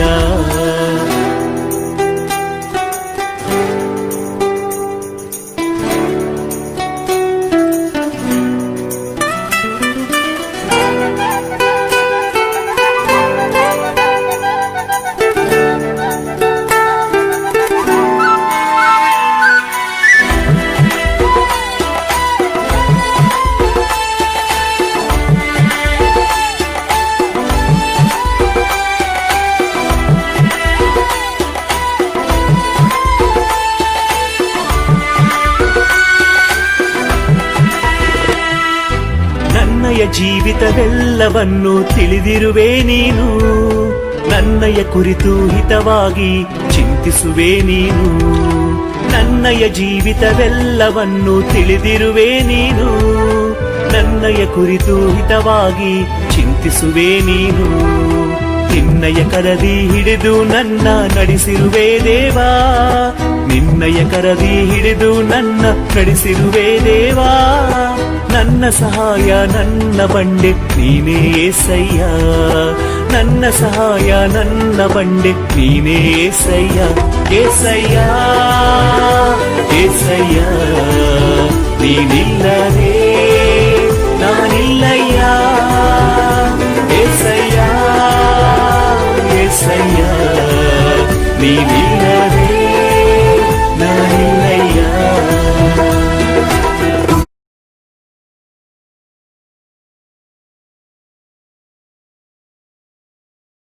ಕರ್ತನಲ್ಲಿ ಪ್ರೀತಿಯುಳ್ಳ ದೇವಜನರೇ, ಈ ದಿವಸದಲ್ಲಿ ದೇವರ ವಾಕ್ಯದ ಭಾಗವು ಕ್ರಿಸ್ತನಲ್ಲಿ ಶಿಷ್ಯತ್ವ ಮತ್ತು ನಮ್ಮ ಸಾಕ್ಷಿಯುತ ಜೀವಿತ ಎಂಬುದಾಗಿ. ನಾನು ಕ್ರಿಸ್ತನವನಾಗಿ ಜೀವಿಸುವಂಥದ್ದು ಬಹಳ ಸುಲಭದ ಸಂಗತಿ ಎಂಬುದಾಗಿ ನೆನೆಸುವುದಾದರೆ ಅದು ಕಷ್ಟಾರ್ಜಿತವಾದಂಥ ಜೀವಿತ. ಹಾಗೂ ಕ್ರಿಸ್ತನ ಶಿಷ್ಯತ್ವದಲ್ಲಿ ಜೀವಿಸುತ್ತೇನೆ ಎಂಬುದಾಗಿ ಹೇಳುವುದಾದರೆ ಅದು ಕೂಡ ಕಷ್ಟಕರವಾದಂಥ ಸ್ಥಿತಿಗತಿಗಳನ್ನು ಹೊಂದಿಕೊಂಡು ಹೋಗುವಂಥ ಜೀವಿತ.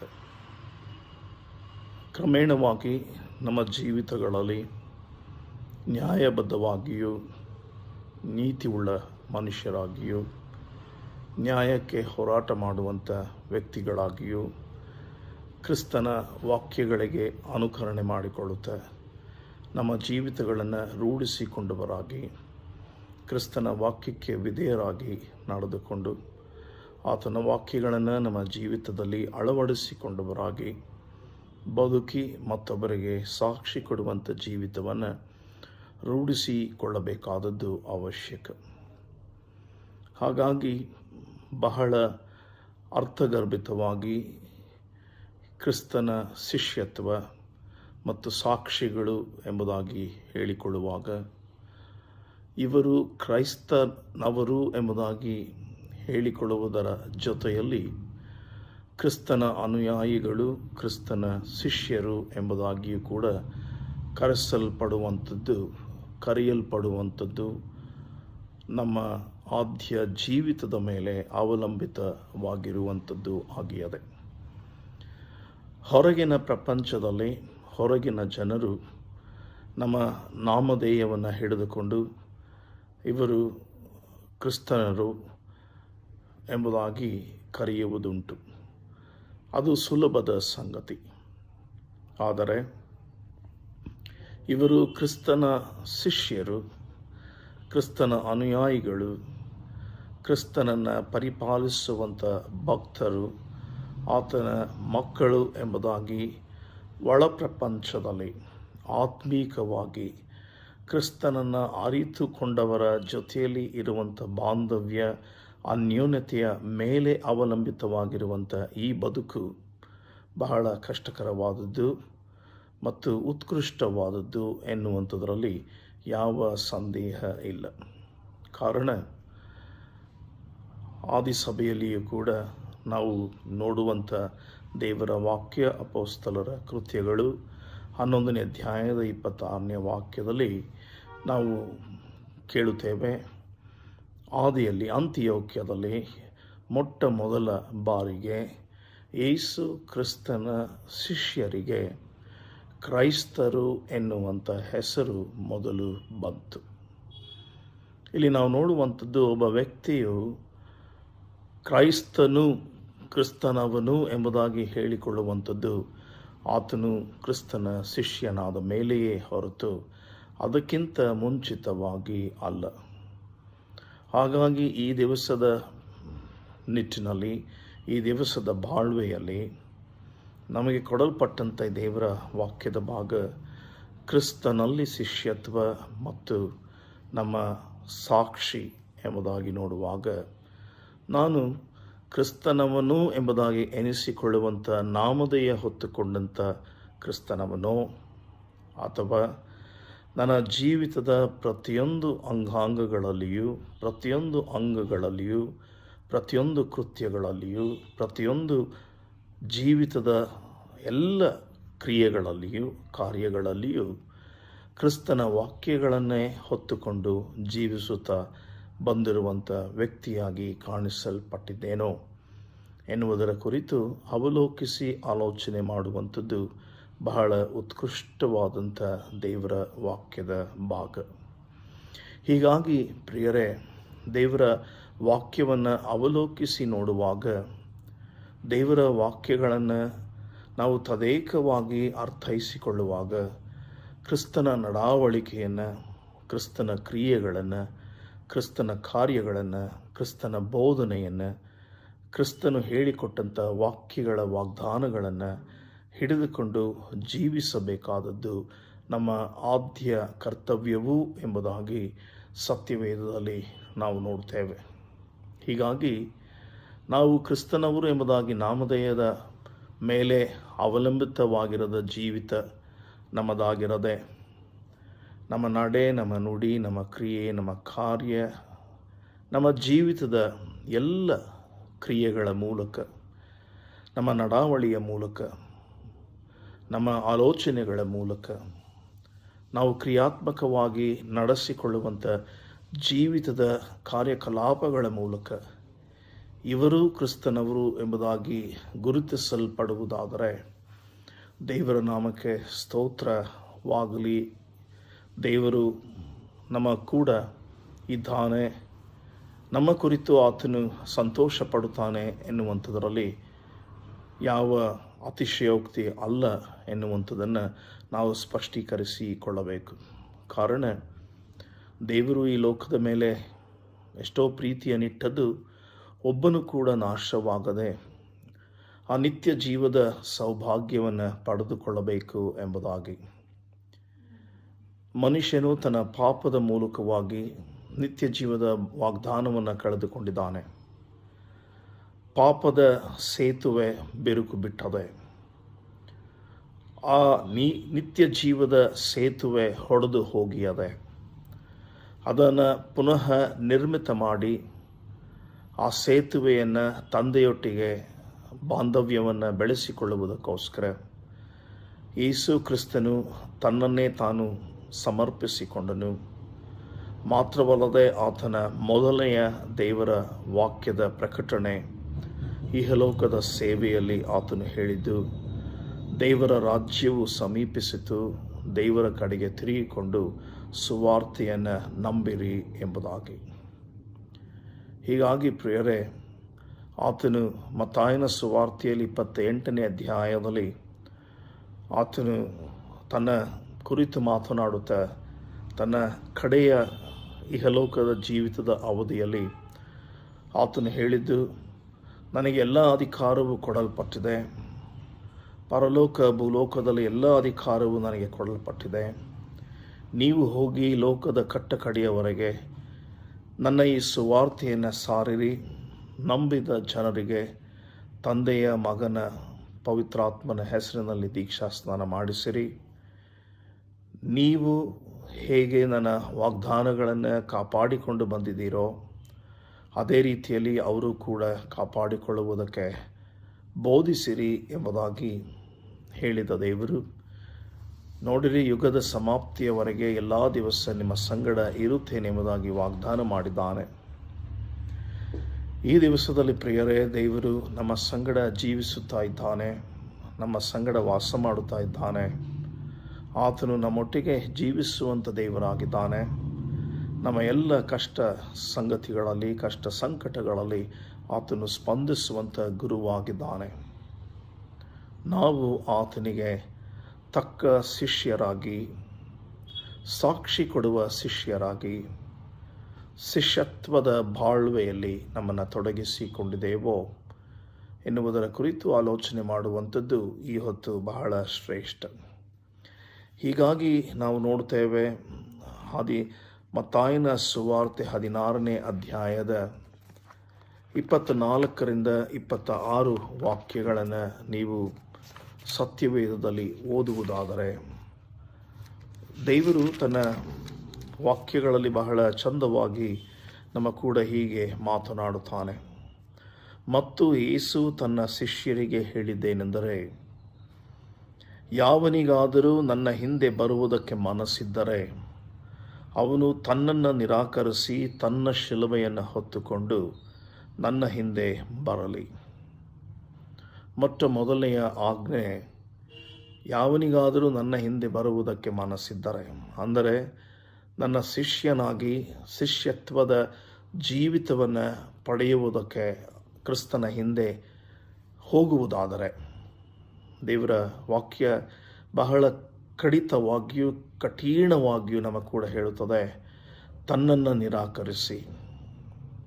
ನಿರಾಕರಿಸಿ ತನ್ನ ಶಿಲುಬೆಯನ್ನು ಹೊತ್ತುಕೊಂಡು ನನ್ನ ಹಿಂದೆ ಬರಲಿ. ಈ ಬಹಳ ಕಠಿಣವಾದಂಥ ವಾಕ್ಯ ಪ್ರಿಯರೇ. ತನ್ನನ್ನು ನಿರಾಕರಿಸಿ ಎಂಬುದಾಗಿ ಹೇಳುವಾಗ ನನ್ನ ಉದ್ದೇಶವನ್ನು, ನನ್ನ ಆಲೋಚನೆಯನ್ನು, ನನ್ನ ಕಾರ್ಯವನ್ನು, ನನ್ನ ಮನಸ್ಸನ್ನು, ನನ್ನಲ್ಲಿರುವಂಥ ಆಶೆಯನ್ನು, ನನ್ನಲ್ಲಿರುವಂಥ ಎಲ್ಲ ದುರ್ಗುಣಗಳನ್ನು, ಒಟ್ಟಾರೆ ಸಂಪೂರ್ಣವಾದಂಥ ನನ್ನ ಎಲ್ಲ ಕೃತ್ಯಗಳನ್ನು, ನನ್ನಲ್ಲಿರುವಂಥ ಅನೇಕ ಸಂಗತಿಗಳನ್ನು ತಿರಸ್ಕರಿಸಿ ನನ್ನ ಶಿಲುಬೆಯನ್ನು ಹೊತ್ತುಕೊಂಡವನಾಗಿ, ನನ್ನ ಶಿಲುಬೆಯನ್ನು ನಾನು ಹೊರುವುದೆಂದರೆ ನಾನು ಏನನ್ನು ತಿರಸ್ಕರಿಸುತ್ತಾ ಇದ್ದೇನೆ ಅವೆಲ್ಲವುಗಳು ಒಂದು ಪಾಪದ ಹೊರೆ. ಆ ಪಾಪದ ಹೊರೆಯನ್ನು ನನ್ನ ಶಿಲುಬೆಯ ಮೇಲೆ ಹಾಕುತ್ತಾ ಕ್ರಿಸ್ತನನ್ನು ಅಂಗೀಕರಿಸಿಕೊಂಡವನಾಗಿ ಆತನ ಹಿಂದೆ ಬರಬೇಕು ಎಂಬುದಾಗಿ ಕ್ರಿಸ್ತನು ತಿಳಿಸುವಂಥವನಾಗಿದ್ದಾನೆ. ವಾಕ್ಯದ ಮುಂದುವರಿದ ಭಾಗ ಹೀಗೆ ಹೇಳ್ತದೆ, ತನ್ನ ಪ್ರಾಣವನ್ನು ಉಳಿಸಿಕೊಳ್ಳಬೇಕೆಂದಿರುವವನು ಅದನ್ನು ಕಳಕೊಳ್ಳುವನು, ಆದರೆ ನನ್ನ ನಿಮಿತ್ತವಾಗಿ ತನ್ನ ಪ್ರಾಣವನ್ನು ಕಳೆದುಕೊಳ್ಳುವವನು ಅದನ್ನು ಕಂಡುಕೊಳ್ಳುವನು. ದೇವರ ವಾಕ್ಯ ಬಹಳ ಚಂದವಾಗಿ ಬರೆಯಲ್ಪಟ್ಟಿದೆ. ನನ್ನ ಪ್ರಾಣವನ್ನು ನಾನು ಉಳಿಸಿಕೊಳ್ಳಬೇಕು ಎನ್ನುವಂಥ ಹೋರಾಟದಲ್ಲಿ ಈ ಲೋಕದಲ್ಲಿ ಜೀವಿಸುವುದಾದರೆ ನಾನು ನನ್ನ ಪ್ರಾಣವನ್ನು ಉಳಿಸಿಕೊಳ್ಳುವುದಕ್ಕೆ ಸಾಧ್ಯವಾಗದೆ ಹೋಗುವುದು ಎಂಬುದಾಗಿ ದೇವರ ವಾಕ್ಯವು ಬರೆಯಲ್ಪಟ್ಟಿದೆ. ಅದನ್ನು ಉಳಿಸಿಕೊಳ್ಳಬೇಕೆಂದಿರುವವನು ಅದನ್ನು ಕಳೆದುಕೊಳ್ಳುವನು. ಆದರೆ ಕ್ರಿಸ್ತನ ನಿಮಿತ್ತವಾಗಿ, ಕ್ರಿಸ್ತನ ಜೀವಿತದ ಹಾದಿಯನ್ನು ಹಿಡಿದು ಅದರಲ್ಲೇ ಬಾಳುತ್ತೇನೆಂಬುದಾಗಿ ಹೇಳುವಂಥ ವ್ಯಕ್ತಿಯಾಗಿ, ಕ್ರಿಸ್ತನ ಒಡಂಬಡಿಕೆಯಲ್ಲಿ ನಾನು ಪಾಲುದಾರನಾಗಿದ್ದೇನೆ ಎಂಬುದಾಗಿ ಹೇಳಿಕೊಳ್ಳುವ ವ್ಯಕ್ತಿಯಾಗಿ, ಆತನ ನಿಮಿತ್ತ, ಕ್ರಿಸ್ತನ ನಿಮಿತ್ತವಾಗಿ ಅವನು ತನ್ನ ಪ್ರಾಣವನ್ನು ಕಳೆದುಕೊಳ್ಳುವುದಾದರೆ ಅದನ್ನು ಅವನು ತಿರುಗಿ ಪಡೆಯುವನು ಎಂಬುದಾಗಿ, ಪ್ರಾಣವನ್ನು ಕಳಕೊಂಡವನು ಅದನ್ನು ಕಂಡುಕೊಳ್ಳುವನು ಎಂಬುದಾಗಿ ದೇವರ ವಾಕ್ಯವು ತಿಳಿಸ್ತದೆ. ಇದರ ಸಂಕ್ಷಿಪ್ತವಾಗಿ ಮತ್ತೊಂದು ವಾಕ್ಯದ ವಿವರಣೆ 26ನೇ ವಾಕ್ಯದಲ್ಲಿ ನೋಡುತ್ತೇವೆ. ಒಬ್ಬ ಮನುಷ್ಯನು ಲೋಕವನ್ನೆಲ್ಲ ಸಂಪಾದಿಸಿಕೊಂಡರೇನು, ಪ್ರಾಣ ನಷ್ಟವಾದರೆ ಅವನಿಗೆ ಪ್ರಯೋಜನವೇನು? ಅಥವಾ ಒಬ್ಬನು ತನ್ನ ಪ್ರಾಣಕ್ಕೆ ಏನು ಈಡು ಕೊಟ್ಟಾನು? ಮನುಷ್ಯ ಕುಮಾರನು ತನ್ನ ತಂದೆಯ ಪ್ರಭಾವದೊಡನೆ ತನ್ನ ದೂತರ ಸಮೇತವಾಗಿ ಬರುವನು. ಆವಾಗ ಆತನು ಒಬ್ಬೊಬ್ಬನಿಗೂ ಅವನವನ ನಡತೆಗೆ ತಕ್ಕ ಫಲವನ್ನು ಕೊಡುವನು. ಇಲ್ಲಿ ಶಿಷ್ಯತ್ವದ ಕುರಿತು ಬರೆಯಲ್ಪಟ್ಟದೆ, ಮನುಷ್ಯನ ಪ್ರಾಣದ ಕುರಿತು, ಅದರ ಬೆಲೆಯ ಕುರಿತು ಬರೆಯಲ್ಪಟ್ಟದೆ. ಕ್ರಿಸ್ತನ ನಿಮಿತ್ತವಾಗಿ ನೀನು ಪ್ರಾಣವನ್ನು ಕಳೆದುಕೊಳ್ಳುವುದಾದರೆ ನೀನು ಏನನ್ನು ಗಳಿಸಿಕೊಳ್ಳುವಿ ಎನ್ನುವುದರ ಕುರಿತು ಬರೆಯಲ್ಪಟ್ಟದೆ. ಅದಾದ ಮೇಲೆ ಇವು ಯಾವ ವಾಕ್ಯಗಳಿಗೂ ನೀನು ವಿಧೇಯನಾಗಿ ನಡೆದುಕೊಳ್ಳದೆ ಹೋದರೆ ನಿನಗೆ ಕಡೆಯದಲ್ಲಿ ಆಗುವಂಥ ಸ್ಥಿತಿಗತಿಗಳು ಹೇಗೆ ಎಂಬುದಾಗಿ ನಮ್ಮ ಕುರಿತು ದೇವರ ವಾಕ್ಯವು ಮಾತನಾಡುತ್ತದೆ. ಮನುಷ್ಯ ಕುಮಾರನು ತನ್ನ ತಂದೆಯ ಪ್ರಭಾವದೊಡನೆ ತನ್ನ ದೂತರ ಸಮೇತವಾಗಿ ಬರುವನು. ಆವಾಗ ಅವನು ಒಬ್ಬೊಬ್ಬರಿಗೂ ಅವನವನ ನಡತೆಗೆ ತಕ್ಕ ಪ್ರತಿಫಲವನ್ನು ಕೊಡುವರು. ಒಬ್ಬೊಬ್ಬನಿಗೂ ಅವನ ನಡತೆಗೆ ತಕ್ಕ ಪ್ರತಿಫಲವನ್ನು ಕೊಡುವನು. ಒಟ್ಟಾರೆ ಅಲ್ಲ, ಗುಂಪಾಗಿ ಅಲ್ಲ.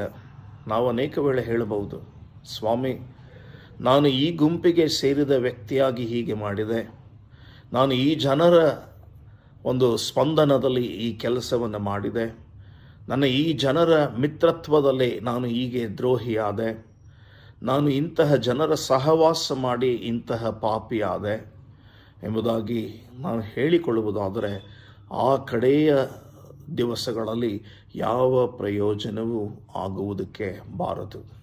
ಕಾರಣ ದೇವರ ವಾಕ್ಯ ಹೇಳ್ತದೆ, ಪ್ರತಿಯೊಬ್ಬನು ತನ್ನ ತನ್ನ ನಡತೆಗೆ ತಕ್ಕ ಪ್ರತಿಫಲವನ್ನು ನಾನು ಕೊಡುವೆನು.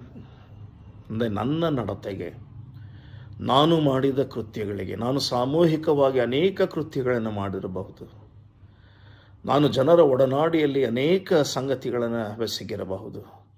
ಆದರೆ ಇವ್ಯಾವುವು ಲೆಕ್ಕಕ್ಕೆ ಬಾರದೆ ನಾನು ವ್ಯಕ್ತಿಗತವಾಗಿ ಮಾಡಿರುವಂಥ, ಸಾಮೂಹಿಕವಾಗಿ ಏನನ್ನು ಮಾಡಿದ್ದೇನೋ ಅವೆಲ್ಲವೂ ಕೂಡ ನನ್ನ ವೈಯಕ್ತಿಕ ಲೆಕ್ಕಕ್ಕೆ ಬರುವಂಥದ್ದು ಆಗಿಯದೆ. ನಾನು ಹೆಚ್ಚು ಮಾಡಿದ್ದೇನೋ, ಸ್ವಲ್ಪ ಮಾಡಿದ್ದೇನೋ, ಯಾವ ನಿಟ್ಟಿನಲ್ಲಿ ಮಾಡಿದ್ದೇನೋ, ಯಾವ ಉದ್ದೇಶದಿಂದ ಮಾಡಿದ್ದೇನೋ ಯಾವುದು ಕೂಡ ಲೆಕ್ಕಕ್ಕೆ ಬಾರದೆ ನಾವು ಮಾಡುವಂಥ ಪ್ರತಿಯೊಂದು ವಿಷಯದಲ್ಲಿಯೂ ತಕ್ಕ ಪ್ರತಿಫಲವನ್ನು ಕೊಡುವುದಕ್ಕೆ ಮನುಷ್ಯ ಕುಮಾರನು ತನ್ನ ತಂದೆಯ ಆಜ್ಞೆಯ ಮೇರೆಗೆ ತನ್ನ ದೂತರ ಸಮೂಹದೊಡನೆ ಬಂದು ಪ್ರತಿಫಲವನ್ನು ಕೊಡುವನೆಂಬುದಾಗಿ ಸತ್ಯವೇದದಲ್ಲಿ ನಾವು ನೋಡ್ತೇವೆ ಪ್ರಿಯರೇ. ಹಾಗಾಗಿ ನನ್ನ ಪ್ರಾಣವನ್ನು ಕಾಪಾಡಿಕೊಳ್ಳುವುದಕ್ಕೆ ನಾನು ಯಾವ ಈಡು ಕೊಟ್ಟೇನು? ಯಾವ ಈಡು ಕೊಟ್ಟರೂ ಕೂಡ ಅದು ಸಾಧ್ಯವಾಗದು, ಅದಕ್ಕೆ ಯಾವ ಬೆಲೆ ಇಲ್ಲ. ನನ್ನ ಪ್ರಾಣವನ್ನು ಕಾಪಾಡುವಂಥವನು ದೇವರೇ. ಆ ಶಿಷ್ಯತ್ವದ ಮೂಲಕ ದೇವರು ನನ್ನ ಪ್ರಾಣವನ್ನು ಕಾಪಾಡುವುದಕ್ಕೆ ಶಕ್ತನಾಗಿದ್ದಾನೆ ಎಂಬುದಾಗಿ ಸತ್ಯವೇದದ ವಾಕ್ಯಗಳು ನನ್ನ ಕೂಡ ಮಾತನಾಡುತ್ತವೆ. ಮಾತ್ರವಲ್ಲದೆ ಮುಂದುವರಿದು ಪ್ರಿಯರೇ, ದೇವರ ವಾಕ್ಯದ ಭಾಗ ನಮ್ಮನ್ನು ಶಿಷ್ಯತ್ವದಲ್ಲಿ ಹೇಗೆ ನಡೆಸಿಕೊಳ್ಳಬೇಕು ಎಂಬುದಾಗಿ ನೋಡುವಾಗ, ನಾನು ಹೇಗೆ ಸಾಕ್ಷಿಯುತವಾದಂಥ ಜೀವಿತವನ್ನು ನಡೆಸಬೇಕು ಎಂಬುದಾಗಿ ನೋಡುವಾಗ, ಸತ್ಯವೇದ ಭಾಗವು ಲೂಕನ ಸುವಾರ್ತೆ 14ನೇ ಅಧ್ಯಾಯದ ಕೆಲವು ವಾಕ್ಯಗಳ ಭಾಗದಲ್ಲಿ ನಾವು ನೋಡುವುದಕ್ಕಿದ್ದೇವೆ. ಲೂಕನು ಬರೆದಂಥ ಸುವಾರ್ತೆ 14ನೇ ಅಧ್ಯಾಯದ 33ನೇ ವಾಕ್ಯದಿಂದ 35 ವಾಕ್ಯಗಳವರೆಗೆ ನಾವು ನೋಡುವುದಾದರೆ, ದೇವರ ವಾಕ್ಯವು ಹೀಗೆ ನಮ್ಮನ್ನು ಬರೆಯಲ್ಪಟ್ಟಿದೆ. ಹಾಗೆಯೇ ನಿಮ್ಮಲ್ಲಿ ಯಾವನೇ ಆಗಲಿ ತನಗಿರುವುದನ್ನೆಲ್ಲ ಬಿಟ್ಟು ಬಿಡದೆ ಹೋದರೆ ಅವನು ನನ್ನ ಶಿಷ್ಯನಾಗಿರಲಾರನು. ದೇವರ ವಾಕ್ಯ ಎಷ್ಟು ಚಂದವಾಗಿ ವಿಸ್ತಾರವಾಗಿ ಬರೆಯಲ್ಪಟ್ಟಿದೆ. ಹಾಗೆಯೇ ನಿಮ್ಮಲ್ಲಿ ಯಾವನೇ ಆಗಲಿ, ನೀನು ಯಾವ ಅಧಿಕಾರಿಯಾಗಲಿ, ನೀನು ಯಾವ ವ್ಯವಸ್ಥೆಯ ಅಧಿಕಾರಿಯಾಗಲಿ, ನೀನು ಯಾವ ಆಡಳಿತದಲ್ಲಿ ಗಣ್ಯ ವ್ಯಕ್ತಿ ಎನಿಸಿಕೊಳ್ಳಲಿ, ನೀನು ಯಾವುದೋ ಪ್ರಾಮುಖ್ಯವಾದಂಥ ಹುದ್ದೆಯಲ್ಲಿ ಇರಲಿ, ನಿನ್ನ ಅಧಿಕಾರದ ವ್ಯಾಪ್ತಿ ಎಷ್ಟೆಲ್ಲ ಹರಡಿರಲಿ, ಅಥವಾ ನೀನು ಬಡವನಾಗಿ, ಬಲ್ಲಿದನಾಗಿ, ಏನೂ ಇಲ್ಲದವನಾಗಿ ಇರಲಿ, ಅಥವಾ ನಿನ್ನ ಸ್ಥಿತಿಗತಿಗಳು ಭಯಂಕರವಾದಂಥ ರೀತಿಯಲ್ಲಿ ಹಣಕಾಸಿನಲ್ಲಿ ಯಾರನ್ನು ಕೂಡ ಮೀರಿಸದ ರೀತಿಯಲ್ಲಿ ನೀನು ಬಹಳ ಧನವಂತನಾಗಿದ್ದು, ಬಹಳ ಐಶ್ವರ್ಯವುಳ್ಳವನಾಗಿದ್ದು, ಬಹಳ ವ್ಯವಹಾರಗಳಲ್ಲಿ ಲಾಭ ಗಳಿಸಿದ ವ್ಯಕ್ತಿಯಾಗಿದ್ದು, ಎಲ್ಲ ಸರ್ವ ಸುಪನ್ನತೆ ನಿನ್ನಲ್ಲಿ ಇದೆ ಎಂಬುದಾಗಿ ಹೇಳಿಕೊಂಡಾಗ್ಯೂ ದೇವರ ವಾಕ್ಯ ಹೇಳುತ್ತದೆ, ತನಗೆ ಇರುವುದನ್ನೆಲ್ಲ ಬಿಟ್ಟು ಬಿಡದೆ ಹೋದರೆ ಅವನು ನನ್ನ ಶಿಷ್ಯನಾಗಿರಲಾರನು. ಅಂದರೆ ಈ ವಾಕ್ಯದ ಭಾಗ ಮತ್ತು ಮತ್ತಾಯನ ಸುವಾರ್ತೆಯ ಭಾಗ ಒಂದೇ ನಿಟ್ಟಿನಲ್ಲಿ ಮಾತನಾಡುವಂಥದ್ದು ಆಗಿಯದೆ.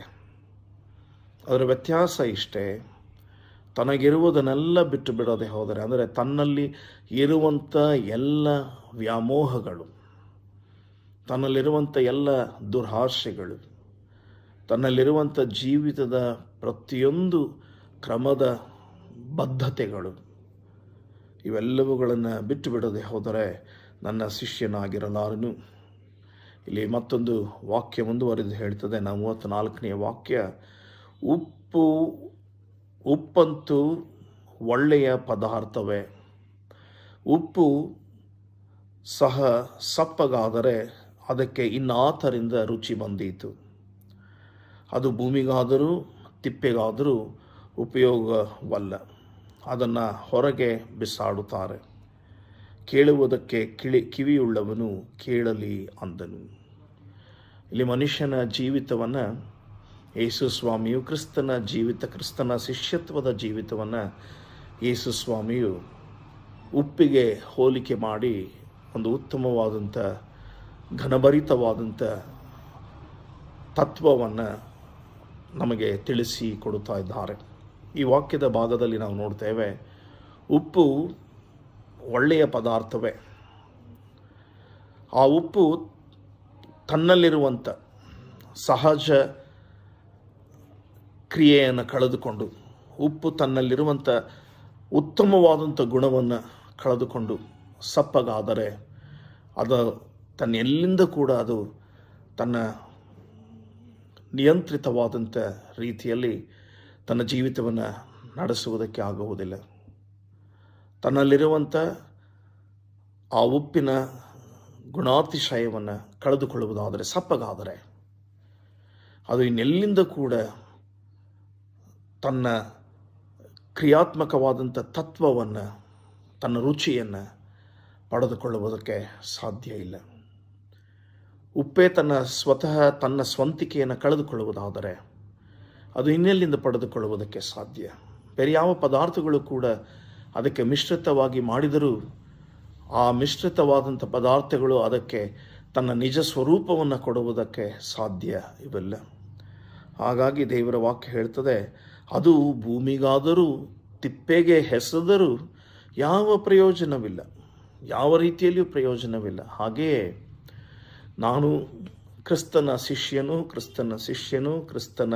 ಶಿಷ್ಯತ್ವದಲ್ಲಿ ಭಾಗಿಯಾಗಿದ್ದೇನೆ ಎಂಬುದಾಗಿ ಹೇಳಿಕೊಳ್ಳುತ್ತಾ ನನ್ನ ತನವನ್ನು ಬಿಟ್ಟುಕೊಡದೆ, ನನ್ನ ಜೀವಿತದ ಹೇಯ ಕೃತ್ಯಗಳನ್ನು ಬಿಟ್ಟುಕೊಡದೆ, ನನ್ನ ದುರಾಶೆಗಳನ್ನು ಬಿಟ್ಟುಕೊಡದೆ, ನನ್ನ ಅಧಿಕಾರದ ವ್ಯಾಮೋಹವನ್ನು ಬಿಟ್ಟುಕೊಡದೆ, ನನ್ನ ಅಧಿಕಾರದ ದರ್ಪವನ್ನು ಬಿಟ್ಟುಕೊಡದೆ, ಅನ್ಯಾಯ ಮಾಡುವುದನ್ನು ಬಿಟ್ಟುಕೊಡದೆ, ಸುಳ್ಳು ಸಾಕ್ಷಿ ಹೇಳುತ್ತಾ ಅನೇಕರಿಗೆ ಮೋಸ ಮಾಡುವುದನ್ನು ಬಿಟ್ಟುಕೊಡದೆ, ಅನೇಕ ನೀತಿಗಳಲ್ಲಿ ಬಿದ್ದು ಹೋಗಿ ಮತ್ತೊಬ್ಬರಿಗೆ ನನ್ನಿಂದ ಕೆಟ್ಟ ಸಂಗತಿಗಳೇ ಆಗಿವೆ ಎನ್ನುವುದನ್ನು ತಿಳಿದಾಗ್ಯೂ ನಾನು ನನ್ನನ್ನು ತಿದ್ದಿ ಸರಿಪಡಿಸಿಕೊಳ್ಳದೆ ಹೋಗಿರುವಂಥ ಪರಿಸ್ಥಿತಿಯಲ್ಲಿ ನನಗೂ ಈ ಉಪ್ಪಿನ ಉದಾಹರಣೆಗೂ ಬಹಳ ನಿಕಟವಾದಂಥ ಸಂಬಂಧ ಇದೆ.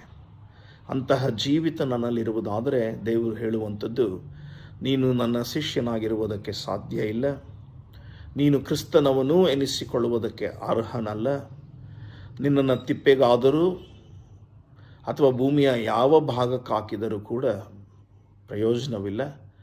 ಹೀಗಾಗಿ ನಿನ್ನನ್ನು ನೀನು ಎಚ್ಚೆತ್ತುಕೊಳ್ಳಬೇಕಾದದ್ದು ಮಾತ್ರ ಈಗ ಅವಶ್ಯ ಎಂಬುದಾಗಿ. ವಾಕ್ಯದ ಮುಂದುವರಿದ ಭಾಗವನ್ನು ನಾವು ನೋಡುವುದಾದರೆ, ಕಡೆಯದಾಗಿ ಒಂದು ಮಾತು ಬರೆಯಲ್ಪಟ್ಟಿದೆ, ಅದನ್ನು ಹೊರಗಡೆ ಎಸೆಯುತ್ತಾರೆ, ಕೇಳುವುದಕ್ಕೆ ಕಿವಿಯುಳ್ಳವನು ಕೇಳಲಿ ಅಂದನು. ಅಂದರೆ ದೇವರು ಎಚ್ಚರಿಸ್ತಾ ಇದ್ದಾನೆ. ಅನೇಕ ಸಾರಿ ಈ ವಾಕ್ಯಗಳನ್ನು ನೀವು ಕೇಳಿಸಿಕೊಂಡಿದ್ದೀರಿ, ಅನೇಕ ಸಾರಿ ಅನೇಕ ಜನರ ಮೂಲಕವಾಗಿ ಈ ವಾಕ್ಯಗಳನ್ನು, ಶುಭ ಸಂದೇಶವನ್ನು ನೀವು ಕೇಳಿಸಿಕೊಳ್ಳುತ್ತಾ ಇದ್ದೀರಿ. ಅನೇಕ ರೀತಿಯಲ್ಲಿ ಶುಭ ಸಂದೇಶವು ನಿಮಗೆ ಎಚ್ಚರಿಕೆಯಾಗಿ ಮೂಡಿಸಲ್ಪಟ್ಟಿದೆ. ಎಚ್ಚರಿಕೆಯ ವಾಕ್ಯಗಳು ನಿಮ್ಮ ಕಿವಿಗೆ ಬಿದ್ದವೆ.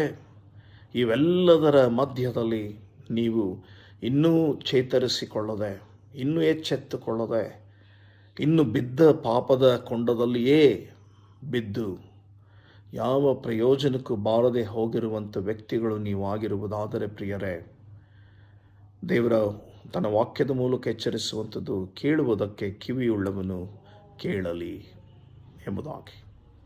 ಈ ಹೊತ್ತು ನನಗೆ ಕಿವಿ ಇದೆ, ನಾನು ವಾಕ್ಯಗಳನ್ನು ಕೇಳಿಸಿಕೊಳ್ಳುತ್ತಾ ಇದ್ದೇನೆ.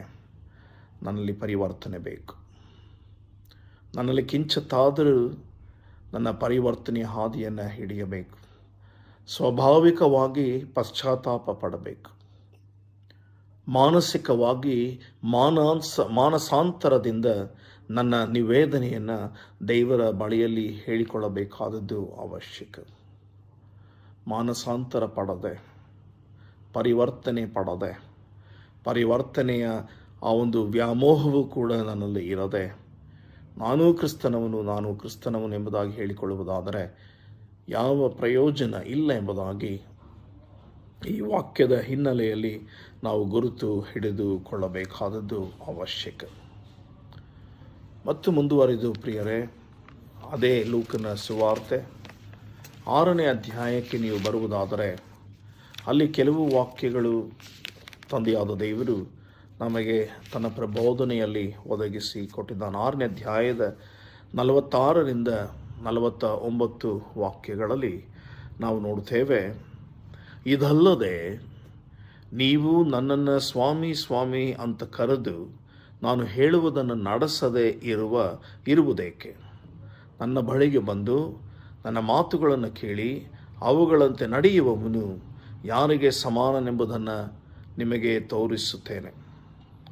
ಅವನು ಆಳವಾಗಿ ಅಗೆದು ಬಂಡೆಯ ಮೇಲೆ ಅಸ್ತಿವಾರವನ್ನು ಹಾಕಿ ಮನೆ ಕಟ್ಟಿದವನಿಗೆ ಆತನು ಹೋಲಿಕೆಯಾಗಿದ್ದಾನೆ.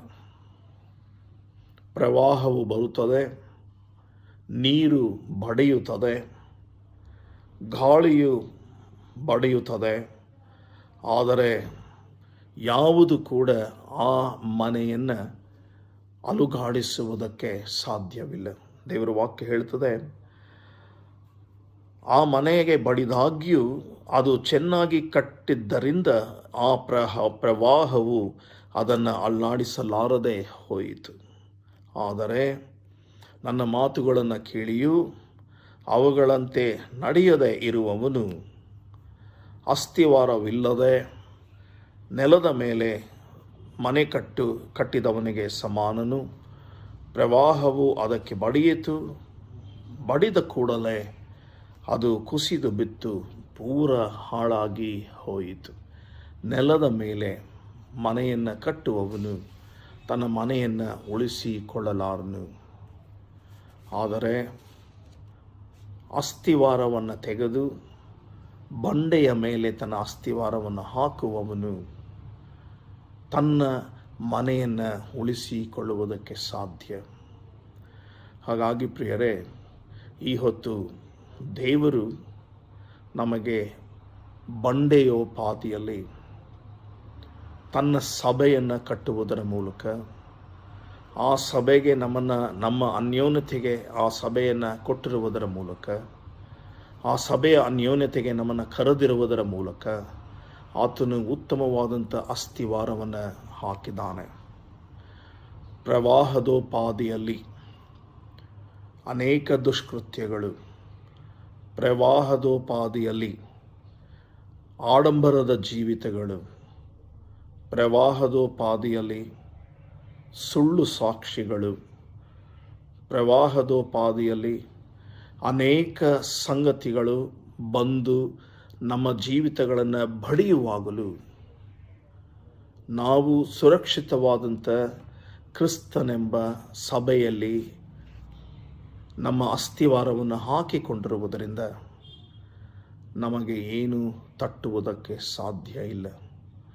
ಲೋಕದ ಯಾವ ಅಧಿಕಾರಗಳು, ಲೋಕದ ಯಾವ ಅಧಿಕಾರಿಗಳು, ಲೋಕದ ಯಾವ ವ್ಯವಸ್ಥೆಗಳು, ಲೋಕದ ಯಾವ ಸೈತಾನನ ಕ್ರಿಯೆಗಳು, ಲೋಕದ ಯಾವ ಪರಿತಪಿಸುವಂಥ ಮನುಷ್ಯರ ನಿಲುವುಗಳು, ಲೋಕದ ಯಾವ ಸಂಗತಿಗಳಲ್ಲಿ ಮಾನವನು ತನ್ನ ಪ್ರತಿಷ್ಠೆಯನ್ನು ಪ್ರತಿಷ್ಠೆಪಡಿಸುವುದಕ್ಕೋಸ್ಕರ ಪ್ರಯತ್ನಿಸುವಂಥ ಎಲ್ಲ ಕ್ರಿಯೆಗಳು ನಮ್ಮನ್ನು ತಾಕುವುದಕ್ಕೆ ಸಾಧ್ಯ ಇಲ್ಲ. ಕಾರಣ ನಾವು ಕ್ರಿಸ್ತನ ಸಭೆಯಲ್ಲಿ ಐಕ್ಯಗೊಂಡಂಥ ಅಂಗಾಂಗಗಳಾಗಿ ಇರುವ ಕಾರಣ ಅವು ಯಾವುವೂ ನಮ್ಮನ್ನು ಮುಟ್ಟುವುದಕ್ಕೆ ಸಾಧ್ಯ ಇಲ್ಲ ಎಂಬುದಾಗಿ ಸತ್ಯವೇದದ ವಾಕ್ಯದ ಮೇಲೆ ಆಧಾರದ ಮೇಲೆ ನೋಡುತ್ತಾ ಇದ್ದೇವೆ. ದೇವರ ವಾಕ್ಯ ಹೇಳ್ತದೆ, ಇದಲ್ಲದೆ ನೀವು ನನ್ನನ್ನು ಸ್ವಾಮಿ ಸ್ವಾಮಿ ಸ್ವಾಮಿ ಅಂತ ಕರೆದು ನಾನು ಹೇಳುವುದನ್ನು ನಡೆಸದೆ ಇರುವುದೇಕೆ? ನನ್ನ ಬಳಿಗೆ ಬಂದು ನನ್ನ ಮಾತುಗಳನ್ನು ಕೇಳಿ ಅವುಗಳಂತೆ ನಡೆಯುವವನು ಯಾರಿಗೆ ಸಮಾನನೆಂಬುದನ್ನು ನಿಮಗೆ ತೋರಿಸುತ್ತೇನೆ. ಅವನೇ ಅಸ್ಥಿವಾರವನ್ನು ತೆಗೆದು ಬಂಡೆಯ ಮೇಲೆ ತನ್ನ ಮನೆಯನ್ನು ಕಟ್ಟುವವನು. ದೇವರ ವಾಕ್ಯಗಳನ್ನು ಕೇಳಿ ಅವುಗಳನ್ನು ನಿಷ್ಕರಿಸಿ ಅವುಗಳ ಮಾತಿಗೆ ಬೆಲೆ ಕೊಡದೆ ಅವುಗಳನ್ನು ನಿರರ್ಥಕ ಮಾಡಿ ಅವುಗಳಿಂದ ದೂರ ಸರಿದು ಯಾವುದಕ್ಕೂ ಹೆದರದೆ ಇಹಲೋಕದಲ್ಲಿ ನಮ್ಮ ದುಷ್ಟತ್ವವನ್ನು ಪ್ರಖ್ಯಾತಿಗೊಳಿಸುತ್ತಾ ಪ್ರಬಲವಾಗಿ ಜೀವಿಸುತ್ತಿರುವುದಾದರೆ ದೇವರು ಈ ಹೊತ್ತು ಎಚ್ಚರಿಸ್ತಾ ಇದ್ದಾನೆ. ಪ್ರವಾಹವು ಬಂದು ನಿಮ್ಮನ್ನು ಬಡಿಯುವಾಗ ನೀವು ಕೊಚ್ಚಿಕೊಂಡು ಹೋಗುವುದು ಸರ್ವೇ ಸಾಮಾನ್ಯ. ಕಾರಣ ನೀವು ನೆಲದ ಮೇಲೆ ಅಸ್ಥಿವಾರವಿಲ್ಲದೆ ನೀವು ನಿಮ್ಮ ಮನೆಯನ್ನು ಕಟ್ಟಿಕೊಂಡಿದ್ದೀರಿ. ಪ್ರೀತಿಯುಳ್ಳ ದೇವಜನರೇ, ದೇವರ ವಾಕ್ಯ ಬಹಳ ಅರ್ಥಗರ್ಭಿತವಾಗಿ ನಮ್ಮ ಕೂಡ ಮಾತನಾಡುತ್ತದೆ. ಕ್ರಿಸ್ತನ ವಾಕ್ಯಗಳು ನಮ್ಮೊಟ್ಟಿಗೆ ಮಾತನಾಡುವಾಗ ನಾವು ವಾಕ್ಯಗಳನ್ನು ಬಹಳ ಚಂದವಾಗಿ ಕೇಳಿಸಿಕೊಳ್ಳಬೇಕಾದದ್ದು ನಮ್ಮ ಆದ್ಯ ಕರ್ತವ್ಯ. ಕೊಲೊಸ್ಸೆಯವರಿಗೆ ಬರೆದಂಥ ಪತ್ರಿಕೆ 1ನೇ ಅಧ್ಯಾಯದ 13ನೇ ವಾಕ್ಯದಲ್ಲಿ ಹೀಗೆ ನೋಡುತ್ತೇವೆ: ದೇವರು ನಮ್ಮನ್ನು ಅಂಧಕಾರದ ದೊರೆತನದಿಂದ ಬಿಡಿಸಿ ತನ್ನ ಪ್ರಿಯ ಕುಮಾರನ ರಾಜ್ಯದೊಳಗೆ ಸೇರಿಸಿದನು. ಆ ಕುಮಾರನು ನಮ್ಮ ಪಾಪಗಳನ್ನು ಪರಿಹಾರವಾಗಿ ನಮಗೆ ಬಿಡುಗಡೆಯಾಯಿತು. ಆತನು ಅದೃಶ್ಯವಾದ ದೇವರ ಪ್ರತಿರೂಪನು, ಸೃಷ್ಟಿಗೆಲ್ಲ ಜ್ಯೇಷ್ಠ ಪುತ್ರನ ಸ್ಥಾನ ಹೊಂದಿದವನು ಆಗಿದ್ದಾನೆ. ದೇವರು ತನ್ನ ಮಗನ ಮೂಲಕವಾಗಿ ಸ್ಥಾಪಿಸಿರುವಂಥ ಕಾರ್ಯ ಏನೆಂಬುದಾಗಿ ನೋಡುವಾಗ ನಮ್ಮನ್ನು ಅಂಧಕಾರದ ದೊರೆತನದಿಂದ ಬಿಡಿಸಿ ತನ್ನ ಪ್ರಿಯ ಕುಮಾರನ ರಾಜ್ಯದಲ್ಲಿ ಆತನು ರಾಜ್ಯದೊಳಗೆ ನಮ್ಮನ್ನು ಸೇರಿಸಿದ್ದಾನೆ. ಯಾವಾಗ? ನಾವು ಕ್ರಿಸ್ತನ ಶಿಷ್ಯರಾಗಿ ಜೀವಿಸುವಾಗ. ಆದರೆ ಕ್ರಿಸ್ತನ ಶಿಷ್ಯತ್ವದ ಜೀವಿತ ಅಂಧಕಾರದ ಶಕ್ತಿಗಳಿಂದ ದೂರ ಸರಿದು ಬರುವಂಥ ಜೀವಿತ ನಮ್ಮಲ್ಲಿ ಇಲ್ಲದೆ ಹೋಗಿರುವುದಾದರೆ ನಾವು ಕ್ರಿಸ್ತನ ರಾಜ್ಯಕ್ಕೆ ಬಾಧ್ಯರೇ ಅಲ್ಲ ಎಂಬುದಾಗಿ ಈ ವಾಕ್ಯದ ಮೂಲಕ ತಿಳಿದುಕೊಳ್ಳಬೇಕಾದದ್ದು ಅವಶ್ಯಕ. ಕಡೆಯದಾಗಿ ಪ್ರಿಯರೇ, ಎಫೆಸದವರಿಗೆ ಬರೆದಂಥ ಪತ್ರಿಕೆ 1ನೇ ಅಧ್ಯಾಯದ 4, 5 ಮತ್ತು 6ನೇ ವಾಕ್ಯವನ್ನು ನಿಮ್ಮ ಮುಂದಿಟ್ಟು ಪ್ರಸ್ತಾವನೆಯನ್ನು ಮುಗಿಸ್ತೇನೆ. 1ನೇ ಅಧ್ಯಾಯ ಎಫೆಸದವರಿಗೆ ಬರೆದಂಥ ಪತ್ರಿಕೆ 1ನೇ ಅಧ್ಯಾಯ 4, 5 ಮತ್ತು 6ನೇ ವಾಕ್ಯ.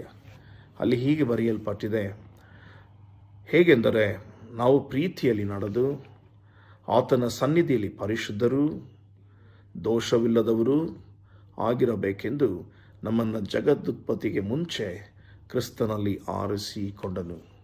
ನಾವು ಕ್ರಿಸ್ತನ ಶಿಷ್ಯರಾಗಿರುವುದಾದರೆ ದೇವರ ವಾಕ್ಯ ಹೇಳ್ತದೆ ಹೇಗೆಂದರೆ ನಾವು ಹೇಗೆ ನಡೆದುಕೊಳ್ಳಬೇಕೆಂಬುದಾಗಿ ದೇವರ ವಾಕ್ಯ ಹೇಳ್ತದೆ.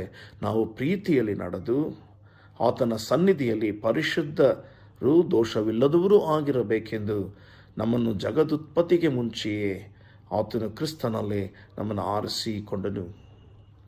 5 ಮತ್ತು 6ನೇ ವಾಕ್ಯ ಹೇಳ್ತದೆ: ಆತನು ತನ್ನ ಕೃಪೆಯನ್ನು ಪ್ರಖ್ಯಾತಿಗೆ ತರಬೇಕೆಂದು ನಮ್ಮನ್ನು ಯೇಸು ಕ್ರಿಸ್ತನ ಮೂಲಕ ತನ್ನ ಪುತ್ರರನ್ನಾಗಿ ಸ್ವೀಕರಿಸುವುದಕ್ಕೆ ದಯಾಪೂರ್ವಕನಾದಂಥ ತನ್ನ ಚಿತ್ತಾನುಸಾರವಾಗಿ ಮೊದಲೇ ಸಂಕಲ್ಪ ಮಾಡಿದ್ದನು. ಆ ಕೃಪಾದಾನವು ಆತನ ಪ್ರಿಯನಲ್ಲಿಯೇ ನಮಗೆ ದೊರೆಯಿತು. ಇದೆಲ್ಲವೂ ಕೂಡ ದೇವರ ಮೊದಲನೆಯ ಸಂಕಲ್ಪ. ಪ್ರಿಯರೇ, ನಾವು ಪ್ರೀತಿಯಲ್ಲಿ ನಡೆದು ದೋಷವಿಲ್ಲದವರಾಗಿ ಕಾಣಿಸಿಕೊಳ್ಳಬೇಕೆಂಬುದು ದೇವರ ಚಿತ್ತ. ಎರಡನೆಯದಾಗಿ ಆತನ ಕೃಪೆಯನ್ನು ನಾವು ಪರಿಪಾಲಿಸುತ್ತಾ ಯೇಸು ಕ್ರಿಸ್ತನ ಮೂಲಕ ಅದನ್ನು ಪ್ರಚುರಪಡಿಸುತ್ತಾ ತಂದೆಗೆ ಗೌರವವನ್ನು, ತಂದೆಗೆ ಮಹಿಮೆಯನ್ನು ಸಲ್ಲಿಸುವಂಥದ್ದು ನಮ್ಮ ಆದ್ಯ ಕರ್ತವ್ಯ ಎಂಬುದಾಗಿ ಸತ್ಯವೇದದಲ್ಲಿ ನಾವು ನೋಡ್ತೇವೆ. ತನ್ನ ಚಿತ್ತಾನುಸಾರವಾಗಿ ಆತನು ನಮ್ಮನ್ನು ಮೊದಲೇ ನಿಷ್ಕರ್ಷೆ ಮಾಡಿದ್ದಾನೆ.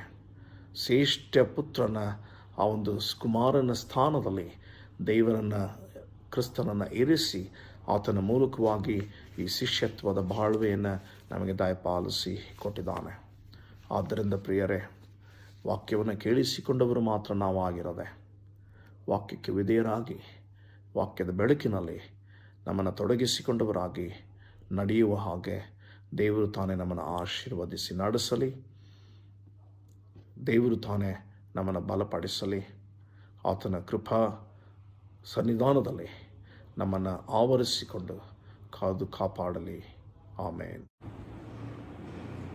ಕರ್ತನಲ್ಲಿ ಪ್ರೀತಿಯುಳ್ಳ ಸಹೋದರರೇ ಮತ್ತು ಸಹೋದರಿಯರೇ, ಅತ್ಯುತ್ತಮವಾದ ರೀತಿಯಲ್ಲಿ ನಮ್ಮೆಲ್ಲರಿಗೆ ಈ ದಿನದ ವಾಕ್ಯ ಸಂದೇಶ ನೀಡಿದಂಥ ದೇವರ ಸೇವಕರಾದಂಥ ಪ್ರಾಂಶುಪಾಲರಾದಂಥ ಡಾಕ್ಟರ್ ಎಡ್ವಿನ್ ಕ್ರಿಸ್ಟಫರ್ ಸಹೋದರರಿಗೆ ನಾನು ವೈಯಕ್ತಿಕವಾಗಿ ನಿಮ್ಮೆಲ್ಲರ ಪರವಾಗಿ ಕ್ರಿಸ್ತೇಸು ನಾಮದಲ್ಲಿ ಪ್ರೀತಿಯ ವಂದನೆಗಳನ್ನು ನಾನು ಸಮರ್ಪಿಸಲು ಸಂತೋಷ ವ್ಯಕ್ತಪಡಿಸ್ತೇನೆ.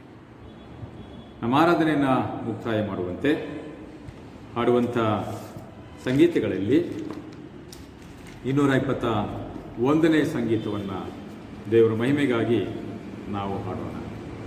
ಹಾಡುವ ಸಂಗೀತಗಳಲ್ಲಿ 221ನೇ ಸಂಗೀತ. ನಿನ್ನ ಹತ್ರ ನಿಲ್ಲುತ್ತೇನೆ ಎಂದೂ ಬಿಟ್ಟು ಬಿಡದೆ, ನಿನ್ನ ದಾಸನಾಗಿದ್ದೇನೆ ಅತಿ ಪ್ರಿಯ ಯೇಸುವೆ. ಈ ಸಂಗೀತ ಹಾಡುತ್ತಾ ಆರಾಧನೆಯನ್ನು ಮುಕ್ತಾಯ ಮಾಡೋಣ.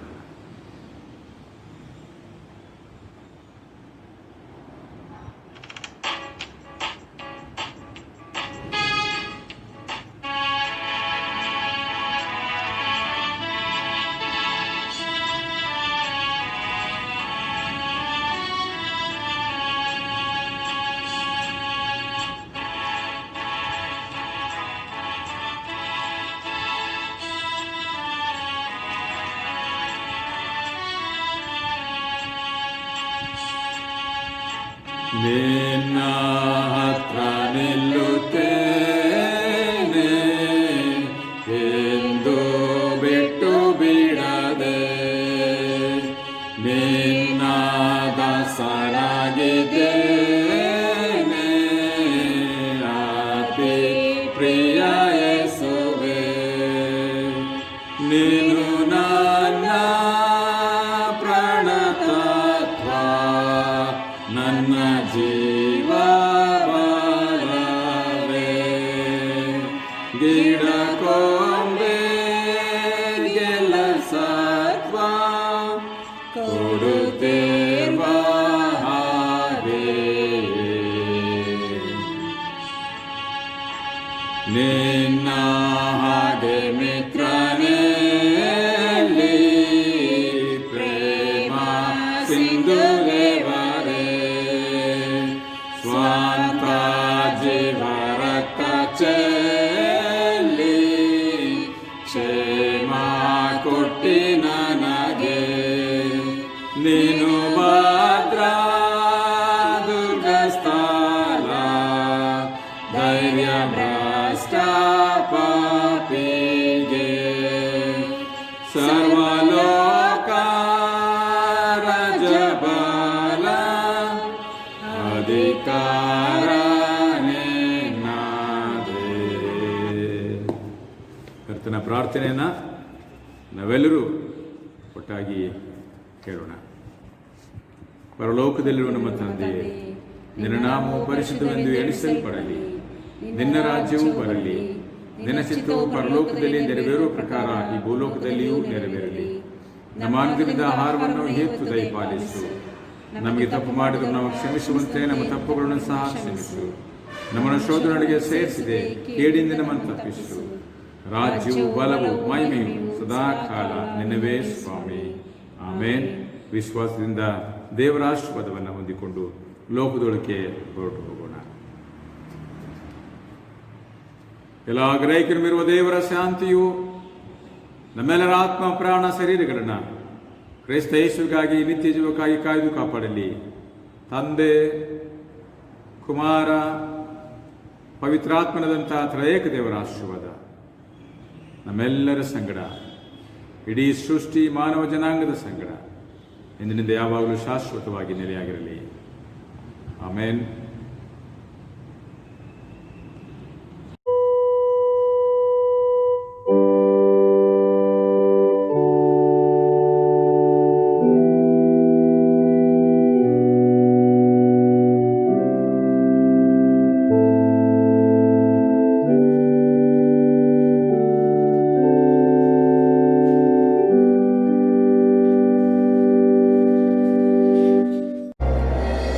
call is given to us all. A mission for saving the lost. Go make disciples of all nations. Go share the good news of salvation. You are the light of the world, the people that God has chosen. So shine forth with love from our Father above. With all my heart will I do my part. It starts with me, the fulfilling of His call. It starts with me to reach one for His cause. For this gospel of His kingdom shall be preached in all the world, then He will come. It starts with me.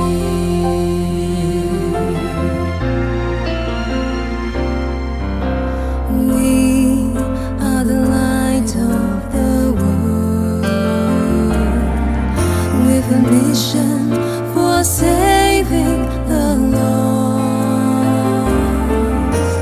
Making disciples of all nations, showing to all that Jesus is Lord. It starts with me, the fulfilling of His call. It starts with me to reach one for His cause. For this gospel of His kingdom shall be preached in all the world, then He will come. It starts with me. I am a disciple, discipling for Jesus. We are His disciples, discipling for our Lord. It starts with me, the fulfilling of His call. It starts with me to reach one for His cause. For this gospel of His kingdom shall be preached in all the world, then He will come. Yes, He will come. It starts with me.